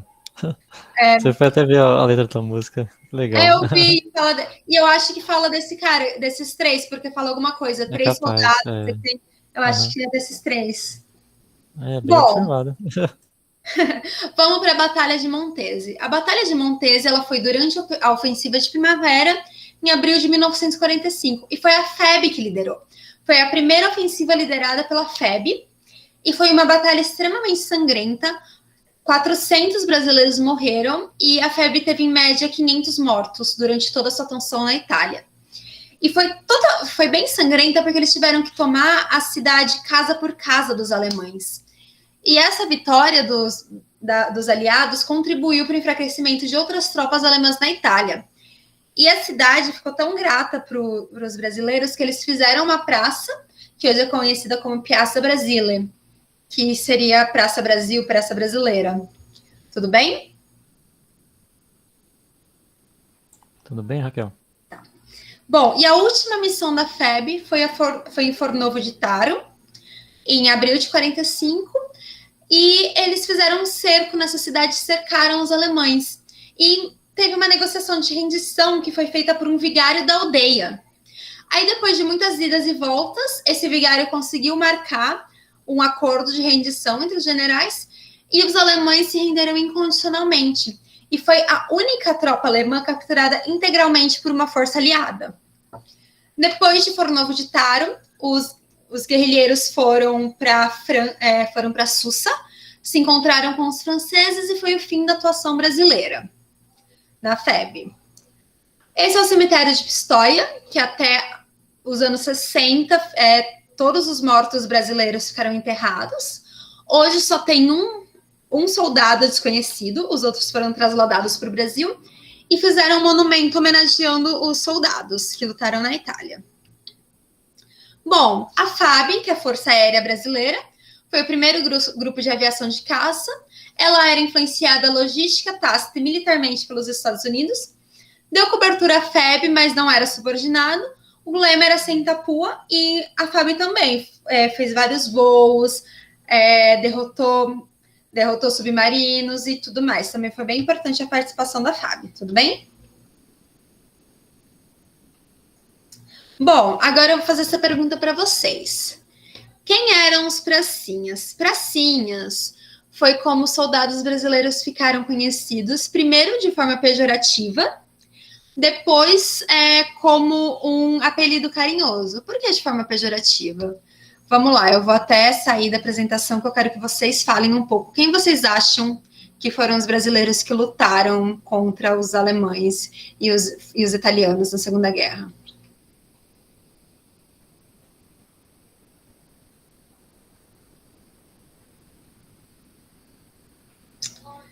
Alguma ideia, gente?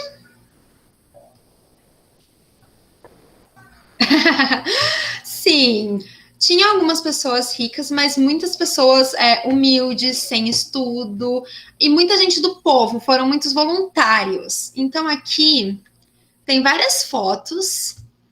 Se você joga no Google, tipo, a atuação da FEB na Itália, tem várias fotos dos que hoje são os veteranos, e você consegue ver que não eram todos pessoas letradas e com alta condição social.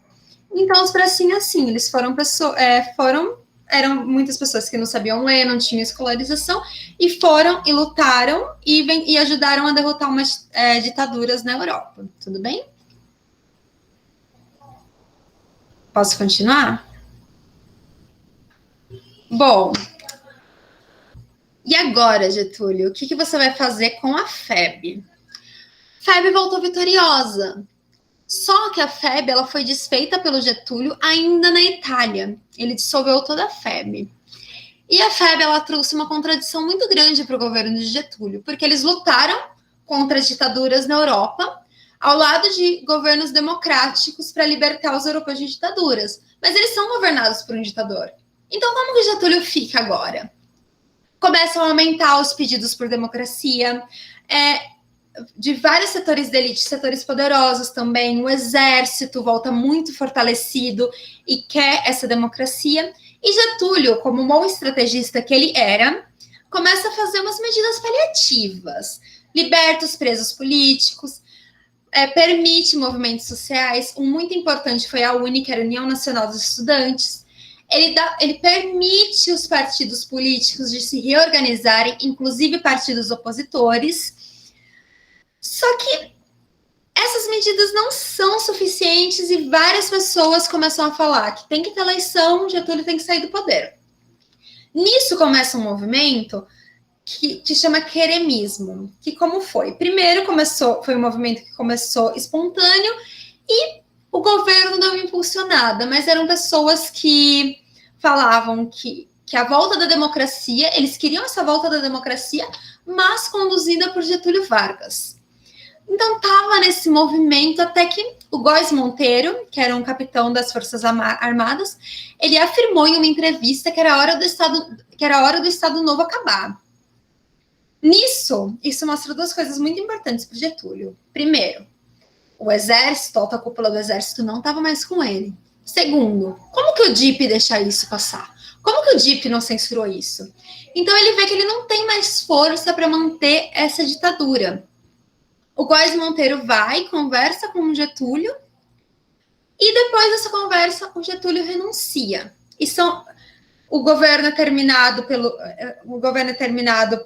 presidente do Supremo, porque Getúlio não tinha vice. E nas eleições, para governar o Brasil a partir de 45, é eleito Emílio Gaspar Dutra.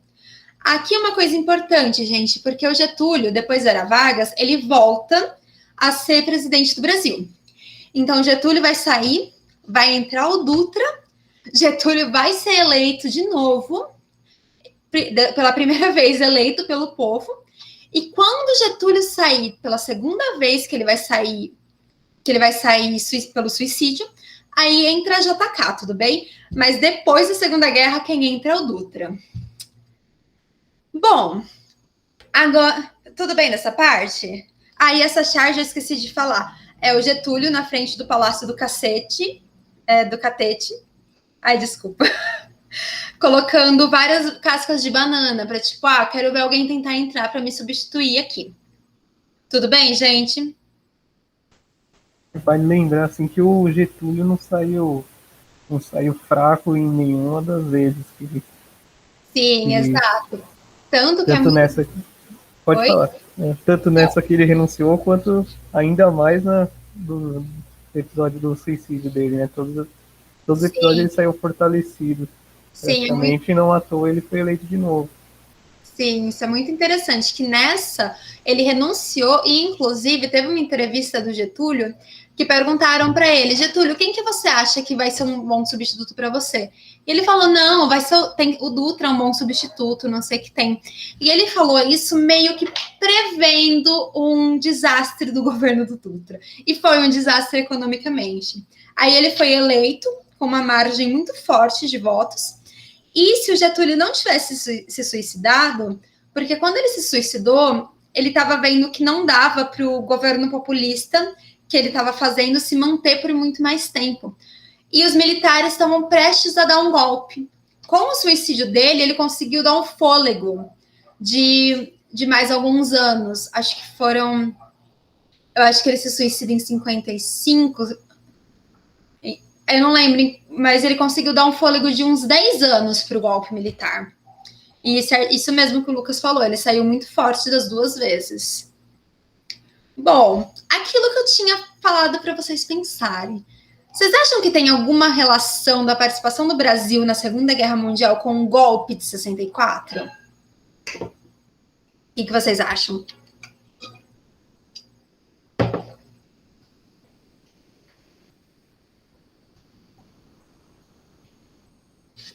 Alguém?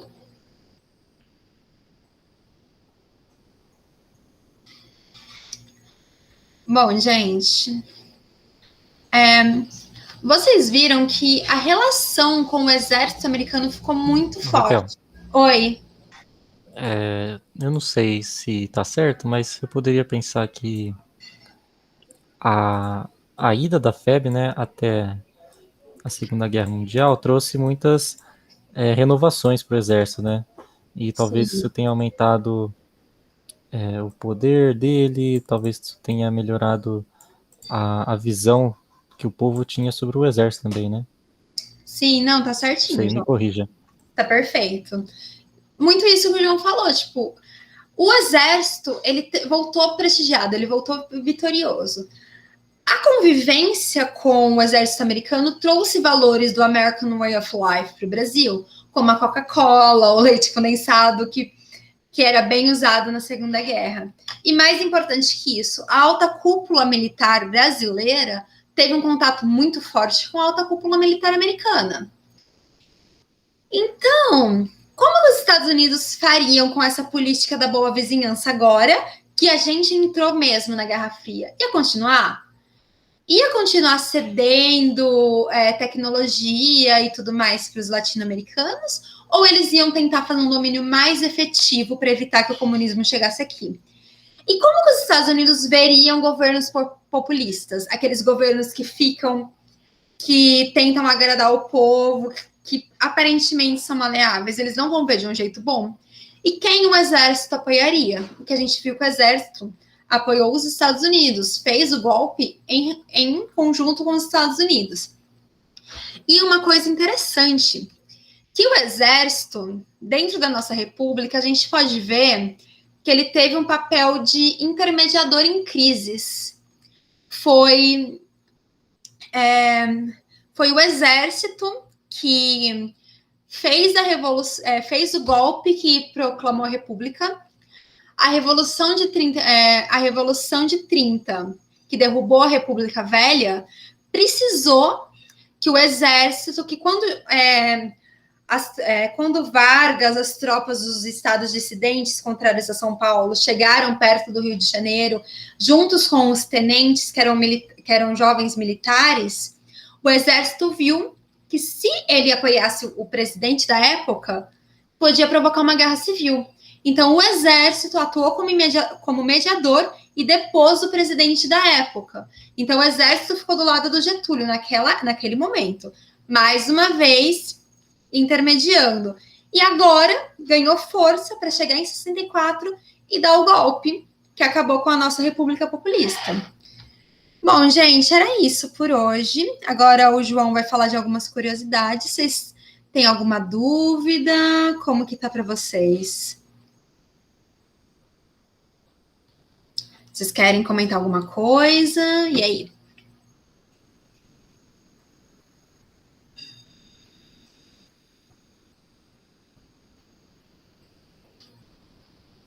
Bom, se vocês não quiserem falar nada, o João pode falar das curiosidades da Segunda Guerra. Fazendo um favor.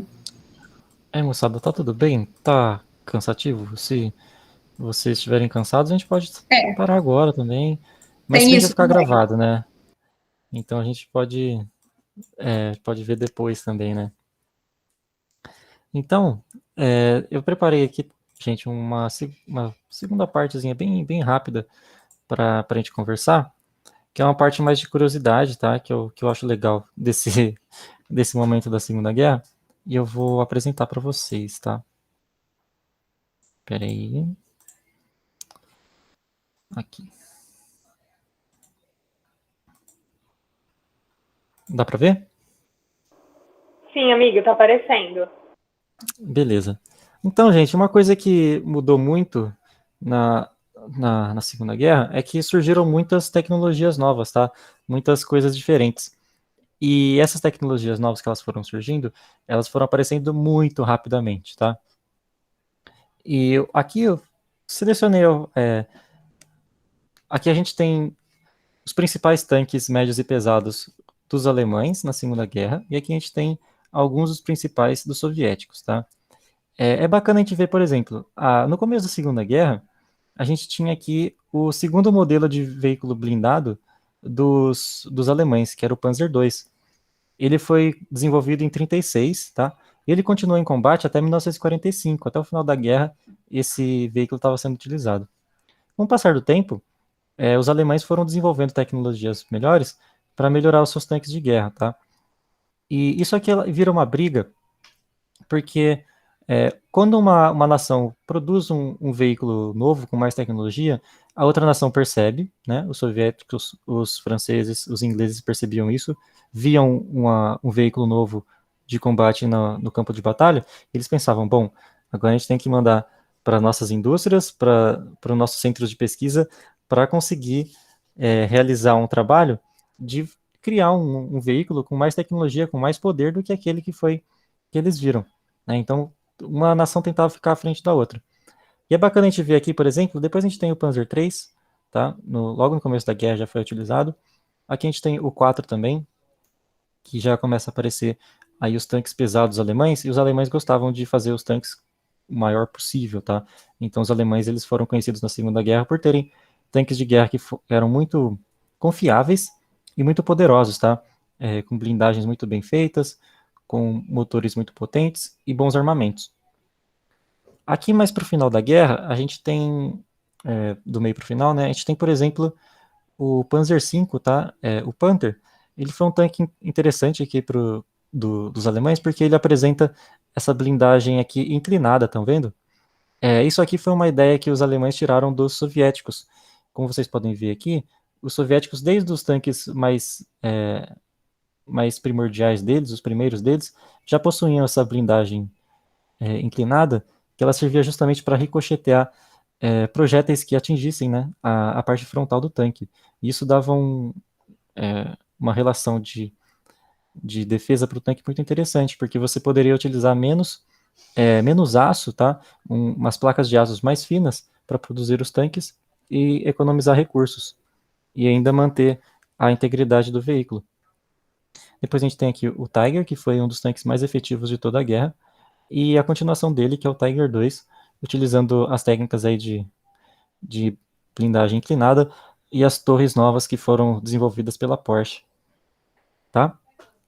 E aqui pelos soviéticos a gente tem, no começo da guerra a gente tinha um tanque pequenininho, como esse aqui, tá? Um T-50, e com o passar do tempo na guerra a gente foi chegando aqui na série Joseph Stalin, com o IS-1 e o IS-3 no final da guerra, tá? Esse tanque aqui ele não chegou a ver combate, ele foi apenas utilizado nas paradas em Berlim quando a União Soviética já havia conquistado toda a Alemanha, chegado até Berlim, tá? Mas como vocês podem ver, é uma mudança radical, tanto de questão de tecnologia de blindagem, quanto questão de tecnologia de armamento, tá? Aqui a gente pode ver que o calibre dos canhões aumentou demais durante a guerra, tá? Então, em uma questão de apenas 5, 6 anos, os veículos, os armamentos mudaram completamente, tá? Aqui a gente tem o T-34, na sua versão de 85mm, que foi o maior trunfo dos soviéticos durante a guerra, tá? Esse também foi um dos tanques mais efetivos de toda a guerra, porque ele era muito barato de ser produzido e os soviéticos fizeram ele em massa. Aqui também é uma parte muito interessante, tá, gente? Aqui a gente tem a parte dos aviões, tá? Inclusive, esse aqui é o Messerschmitt, o Bf-109, ele foi o principal caça de combate da Alemanha durante a Segunda Guerra. E a gente tinha um modelo desse aqui, de verdade, que realmente lutou na guerra, lá no Museu da TAM, lá em São Carlos, que acabou fechando, tá? Então não sei se alguém teve a oportunidade de poder ver ele lá no museu, mas é um avião icônico da Segunda Guerra. Aqui a gente tem também o Spitfire, que foi o principal avião de combate utilizado pelos ingleses, tá? Principalmente na Batalha da Inglaterra, que eu comentei lá na aula. E a gente tem aqui, ó, no comecinho da guerra a gente tinha aviões desse tipo aqui, tá? No começo eram todos teco-tecos, então a gente tinha aviões simples como esse, o Pea-Shooter, né, no caso, que era um avião de começo da guerra dos americanos, tá? E quando a gente chega para o final da guerra, os alemães eles começaram a desenvolver aviões com tecnologia a jato e foguetes, tá? Então a gente tem o Messerschmitt, o Me-262, que ele começou a ser produzido logo em 1941, tá? Mas ele só foi conseguir ser utilizado no final da guerra. Então, a guerra começa com um teco-teco simples, tá? O avião não fazia muito tempo que havia sido inventado, tá? Eram poucas décadas. E no final da guerra a gente já começava a ter aviões a jato. Esse avião ele chegou a combater na guerra, foi efetivo, deu bons resultados. E os alemães pretendiam utilizar outros modelos de aviões a jato e aviões a foguete, que acabaram não dando muito certo por falta de tempo, falta de recurso e falta de tecnologia. Era uma tecnologia muito à frente do seu tempo, tá? E é bacana também a gente pensar que os alemães desenvolveram em 44 os foguetes V2, tá? Os foguetes V2 eles eram mísseis balísticos e eles tinham um alcance muito longo, tá? Isso aqui revoluciona a guerra em alguns aspectos, e os alemães utilizaram esses foguetes para bombardear a Inglaterra e a Bélgica. E eles causaram muito terror, tá, na guerra. E a ideia por trás desses foguetes aqui, tá, que os alemães criaram, elas foram utilizadas depois para também fazer missões que levaram o homem à Lua, por exemplo. Então, o cientista Werner von Braun, ele esteve por trás do projeto dos foguetes V1 e V2, e também esteve por trás, depois da guerra, ele foi enviado para os Estados Unidos, tá? Ele foi refugiado nos Estados Unidos depois da guerra, e ele participou ativamente da produção do foguete Saturno V, que foi o foguete utilizado em todas as missões Apollo, tá? E na missão Apollo 11 foi quando esse foguete conseguiu pousar na Lua, com os tripulantes. Então é bacana a gente ver que em pouco tempo de guerra, a gente sai de uma tecnologia bem primária de aviões e a gente chega até aviões a jato no final da guerra. E tudo isso acontece porque os países estavam muito dedicados ao conflito, muito dedicados a conseguir novas tecnologias e colocar elas em prática o mais rápido possível. Só que quando você pega uma tecnologia muito nova e coloca ela muito rapidamente em prática, problemas acontecem. Então, aviões de grande tecnologia como esse aqui, por exemplo, era comum de acabar explodindo o motor, o piloto que estava nele acabar morrendo não por problemas de combate, mas por problemas técnicos, né, problemas mecânicos. Isso valia para os tanques também. Tá? Então, isso levanta para a gente que com tecnologia, com desenvolvimento, a gente precisa ter um pouco de paciência, tá? As coisas precisam ser testadas para preservar a vida das pessoas. E eu acho que isso encaixa bem com o momento que a gente está vendo agora de vacinas, porque a gente quer muito uma vacina logo quanto antes, mas a gente tem que pesar duas coisas. Ou a gente faz um negócio extremamente muito rápido e não pensa tanto na segurança das pessoas, ou a gente faz algo que vai ser altamente super seguro, só que vai levar um pouco mais de tempo, sabe? Então a tecnologia e o desenvolvimento científico, ele tem essa balança, né? Ele tem esses problemas e isso faz parte, tá? E são decisões que a gente tem que ir tomando com o tempo. Aqui nesse momento, os estados, os governos não estavam ligando tanto assim para vidas humanas, então colocar aviões como esse em prática era uma coisa muito simples e muito rápida de se fazer, e as pessoas que lutem, né, no final das contas. Tudo bem, gente? Essa conversa aí? Moçada? No chat está rolando um assunto interessante sobre o como, na Primeira e na Segunda Guerra, várias coisas se desenvolveram, de tecnologia, medicina também. Inclusive, eu não lembro direito, mas os próprios nazistas fizeram muitos experimentos pesados que a gente acaba usando. E o Ed citou do Capitão América na Segunda Guerra, de como a população estava animada para lutar com os nazistas, do mesmo jeito que a população alemã ficava super animada de representar a Alemanha. E aí eu acabei comentando como a Segunda Guerra é uma coisa que está muito forte no nosso imaginário. Parece que a gente, no geral, é obcecado por filme, livro, qualquer coisa que remeta à Segunda Guerra Mundial. Talvez por ela ter se dado de um jeito que seja muito fácil, aquela narrativa dicotômica, que é muito fácil, é muito mais fácil você vilanizar a Alemanha na figura do Hitler na Segunda Guerra que na Primeira, sabe? Tipo, e esquecer que uma guerra é provocada por dois lados. Que do jeito que, como você falou, João, tipo, a Inglaterra e a França foram dando poder pro Hitler. Foram falando, vai fazendo aí, só não faz demais, até que ele ficou extremamente poderoso.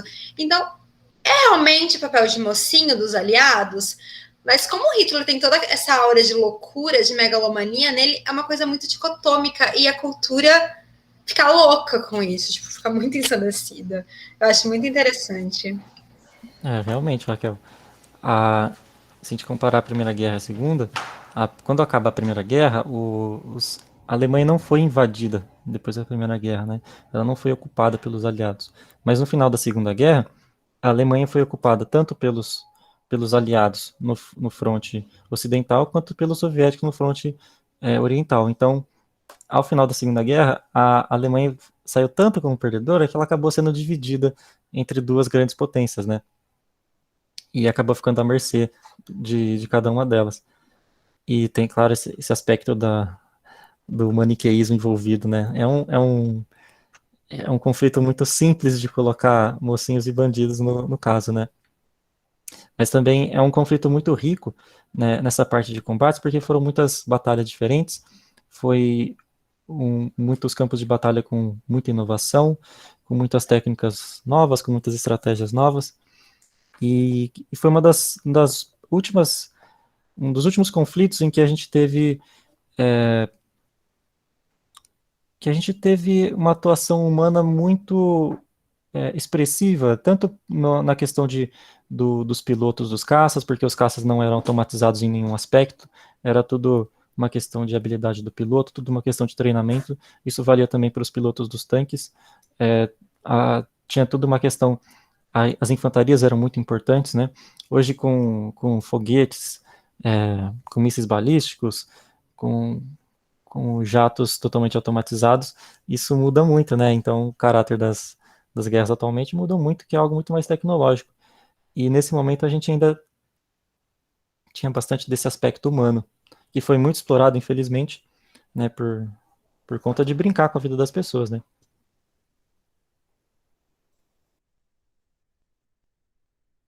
Sim, exatamente. A Segunda Guerra é uma coisa que eu acho muito complexo, tipo, e um assunto bem complicado de trabalhar. Mas imagina, Amanda, a gente que agradece a sua participação. Pode deixar que para a semana que vem a gente está preparando duas, não de história, mas vão ser legais, viu? Obrigada. Bom final de semana.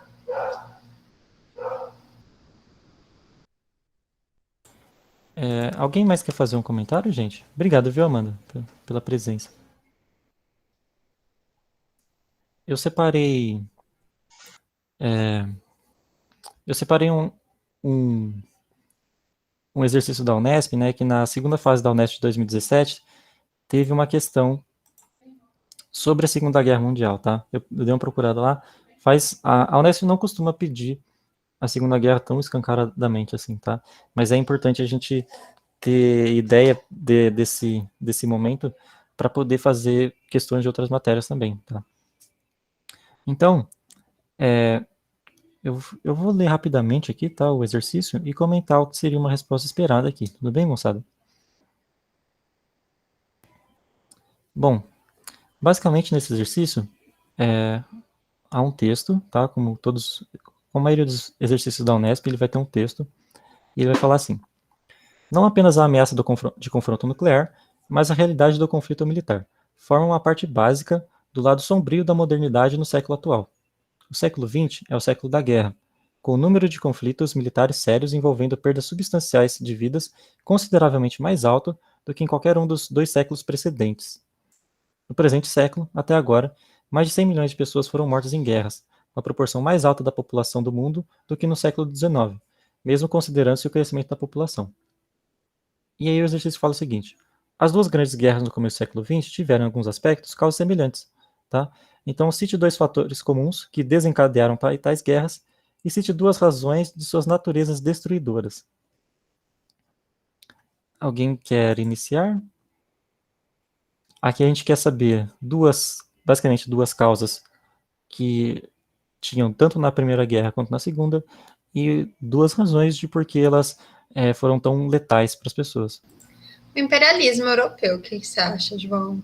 Nas duas, tipo, principalmente eu acho que mais na primeira, mas na segunda também. Também. Imperialismo entra realmente como um aspecto de causa para as duas. Alguma ideia a mais, gente?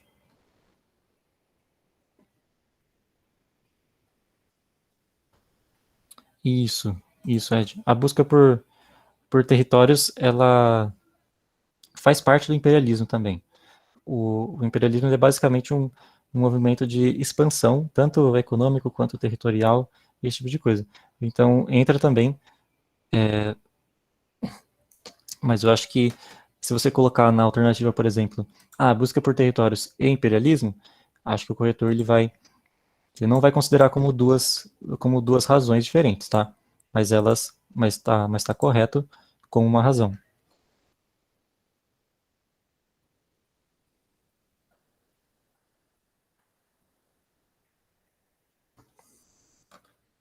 Alguma ideia mais, gente? Na questão da letalidade, vocês pensaram? Da letalidade. Será que... Ai, desculpa.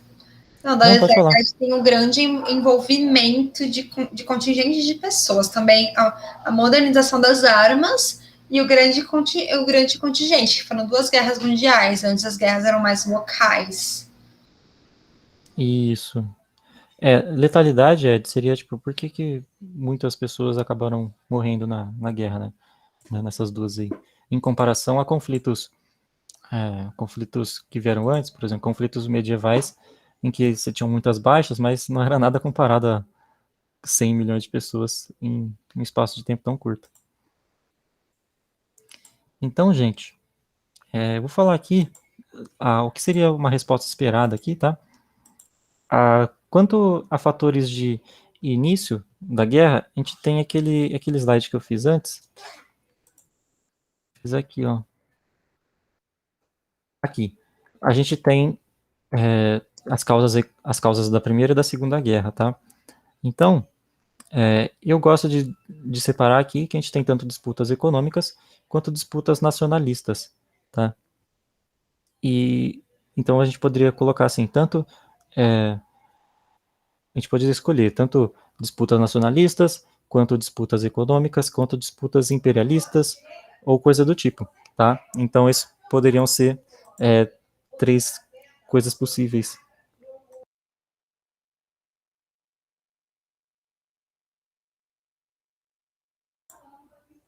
Isso, essa forma de poder e influência das mídias é interessante também.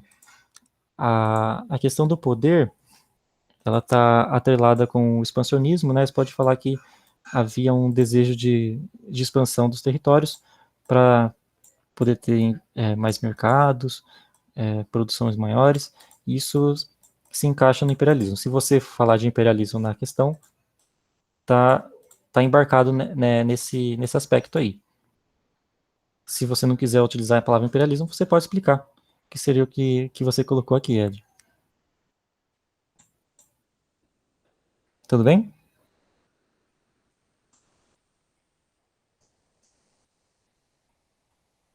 E quanto à parte da letalidade, é o que a Raquel falou mesmo. A gente tem a questão de ser uma guerra mundial, né? De ser uma guerra que chega a muitos territórios diferentes, então ela abarca muitas pessoas em muitos locais diferentes, e isso é um dos aspectos que causa tantas baixas humanas assim. E outro é que a gente tem, como eu comentei com vocês, tecnologias novas, né? Então, todos os países estavam muito engajados em criar tecnologias para conseguir aumentar seu poder de fogo, né? E como sempre, essas novas atualizações que foram feitas na Primeira e na Segunda Guerra, elas sempre foram para aumentar o poder de fogo, para aumentar a letalidade das armas. E pouquíssimas delas foram no sentido de retirar o fator humano do conflito, tá? Existiram até algumas tentativas de fazer alguns robôs não tripulados movidos com sinal de rádio durante a Segunda Guerra, mas não deu muito certo, tá? Era algo bem rudimentar ainda. Então, o fator humano nunca foi retirado da equação na Primeira e na Segunda Guerra, e enquanto que as armas aumentavam em efetividade. Isso foi crítico para aumentar esse número de baixas também. E também a gente pode colocar aí como causa da letalidade também um possível descaso das forças autoritárias de poder que às vezes não tinham muito apreço pelas vidas perdidas, até porque se você tem, como por exemplo acontece na Guerra do Vietnã dos Estados Unidos, posteriormente, na Guerra Fria, uma potência liberal com muitos soldados sendo perdidos em um território estrangeiro, isso levanta muitas questões a serem resolvidas internamente pelo país. E há uma pressão do povo, né, em cima do por que isso está acontecendo. E um país autoritário, essa pressão do povo, ela não tem muita força, porque o ditador ele pode suprimir essas manifestações com violência. Então isso entra como um aspecto também. Tudo bem, gente? O Ed fez uma pergunta interessante, João, se ele sempre precisa associar guerra com imperialismo. Eu acredito que as duas mundiais, sim. As anteriores, não, porque o imperialismo foi algo do final do século XIX, né? Agora eu não lembro certinho. Só que as que vêm depois eu não sei, porque a Guerra Fria era o imperialismo, mas o imperialismo no sentido de influência, por um pensamento que eu estou tendo agora. E as guerras atuais, eu acho que também são um pouco por questões locais ou econômicas, eu não sei. Lívia, salva a gente, ou a Lívia já saiu?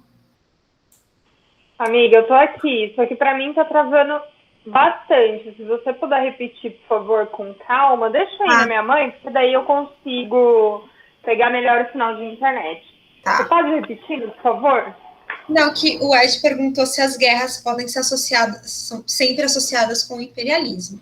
As duas mundiais eu penso que sim, por questão da decorrência. As anteriores não, porque o imperialismo é uma coisa que veio depois. Agora, as depois das guerras mundiais, que a Guerra Fria era uma questão imperialista, mas mais aquele domínio por influência, domínio no campo econômico. Agora, e as guerras que vieram depois mesmo, como a Guerra do Iraque e essas guerras mais locais? Eu não sei se dá para associar com isso ou não. Então, é que o conceito imperialismo, né, ele pode ser abarcado em vários momentos, mas, né, em meios distintos. Então, quando a gente pensa na Guerra do Iraque, foi uma maneira, né, dos Estados Unidos exercer o poder, né, exercer aí a sua influência num território por jogo político por conta do petróleo, né.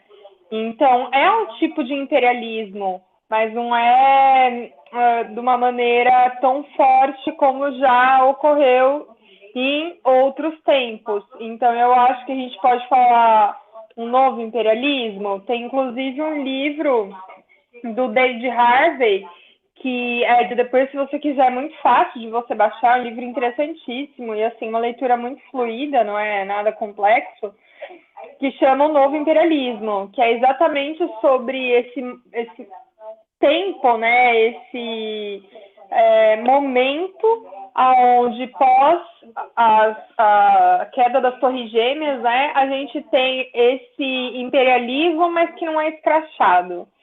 E ele utiliza, o David Harvey, né, atualmente é o geógrafo mais... David Harvey. Só você colocar David Harvey, o novo imperialismo no Google, PDF, você acha com certeza. Ele é o geógrafo mais famoso, mais renomado, assim, atualmente, não só geógrafo, dentro das ciências humanas, todo mundo lê ele, e ele fala exatamente como que acontece, né? Esse livro é muito bom, assim, inclusive, porque ele fala tudo que está por trás dessa questão do petróleo, sabe? É muito interessante, Ed, e muito bem aplicado o conceito, mas ao mesmo tempo ele usa o novo, né? Porque não é aquele imperialismo que acontecia antigamente. Encerro.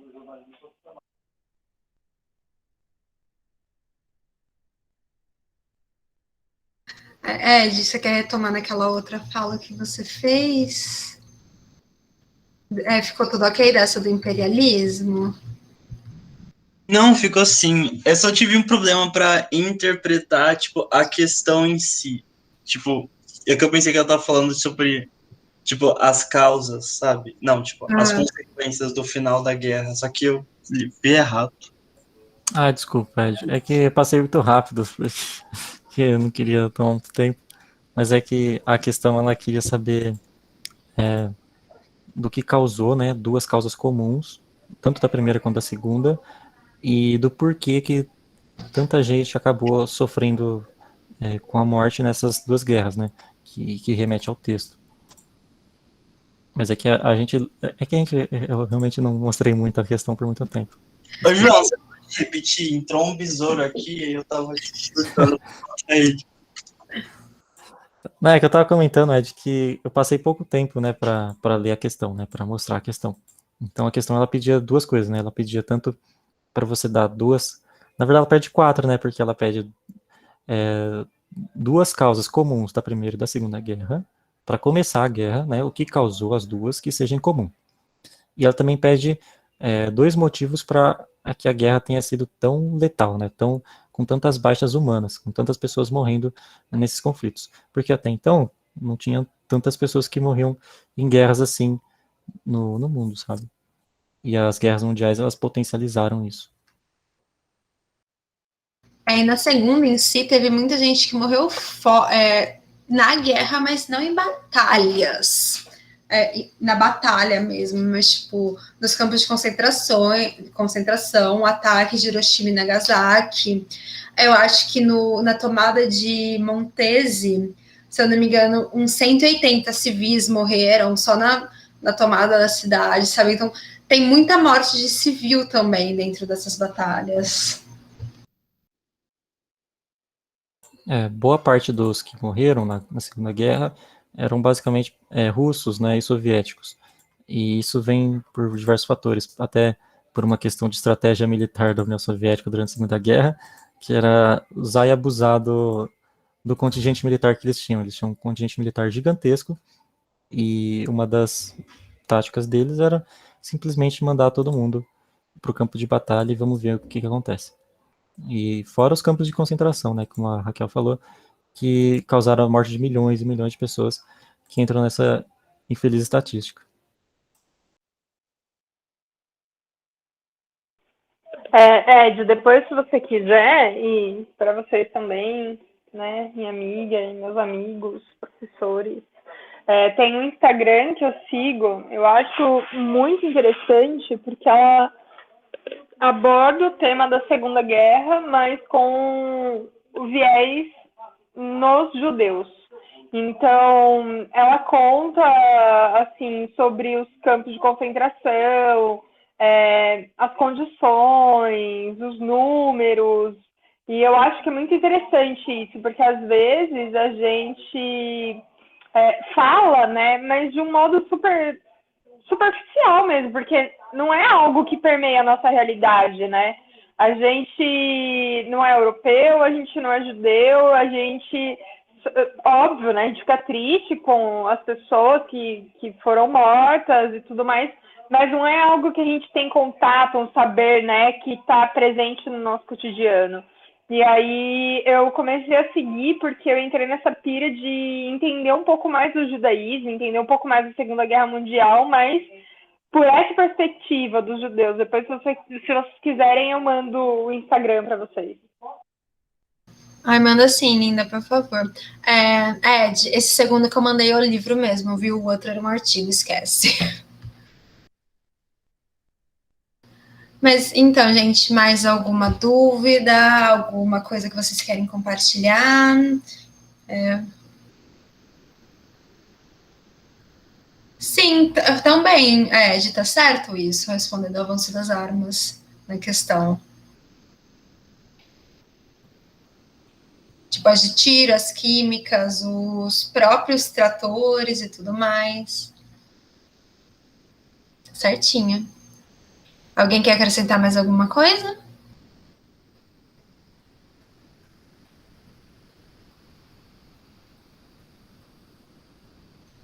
Então, tudo bem eu parar a gravação, gente? Ai, lindo. Vou parar a gravação, tá? Acho que pode parar aqui, ó.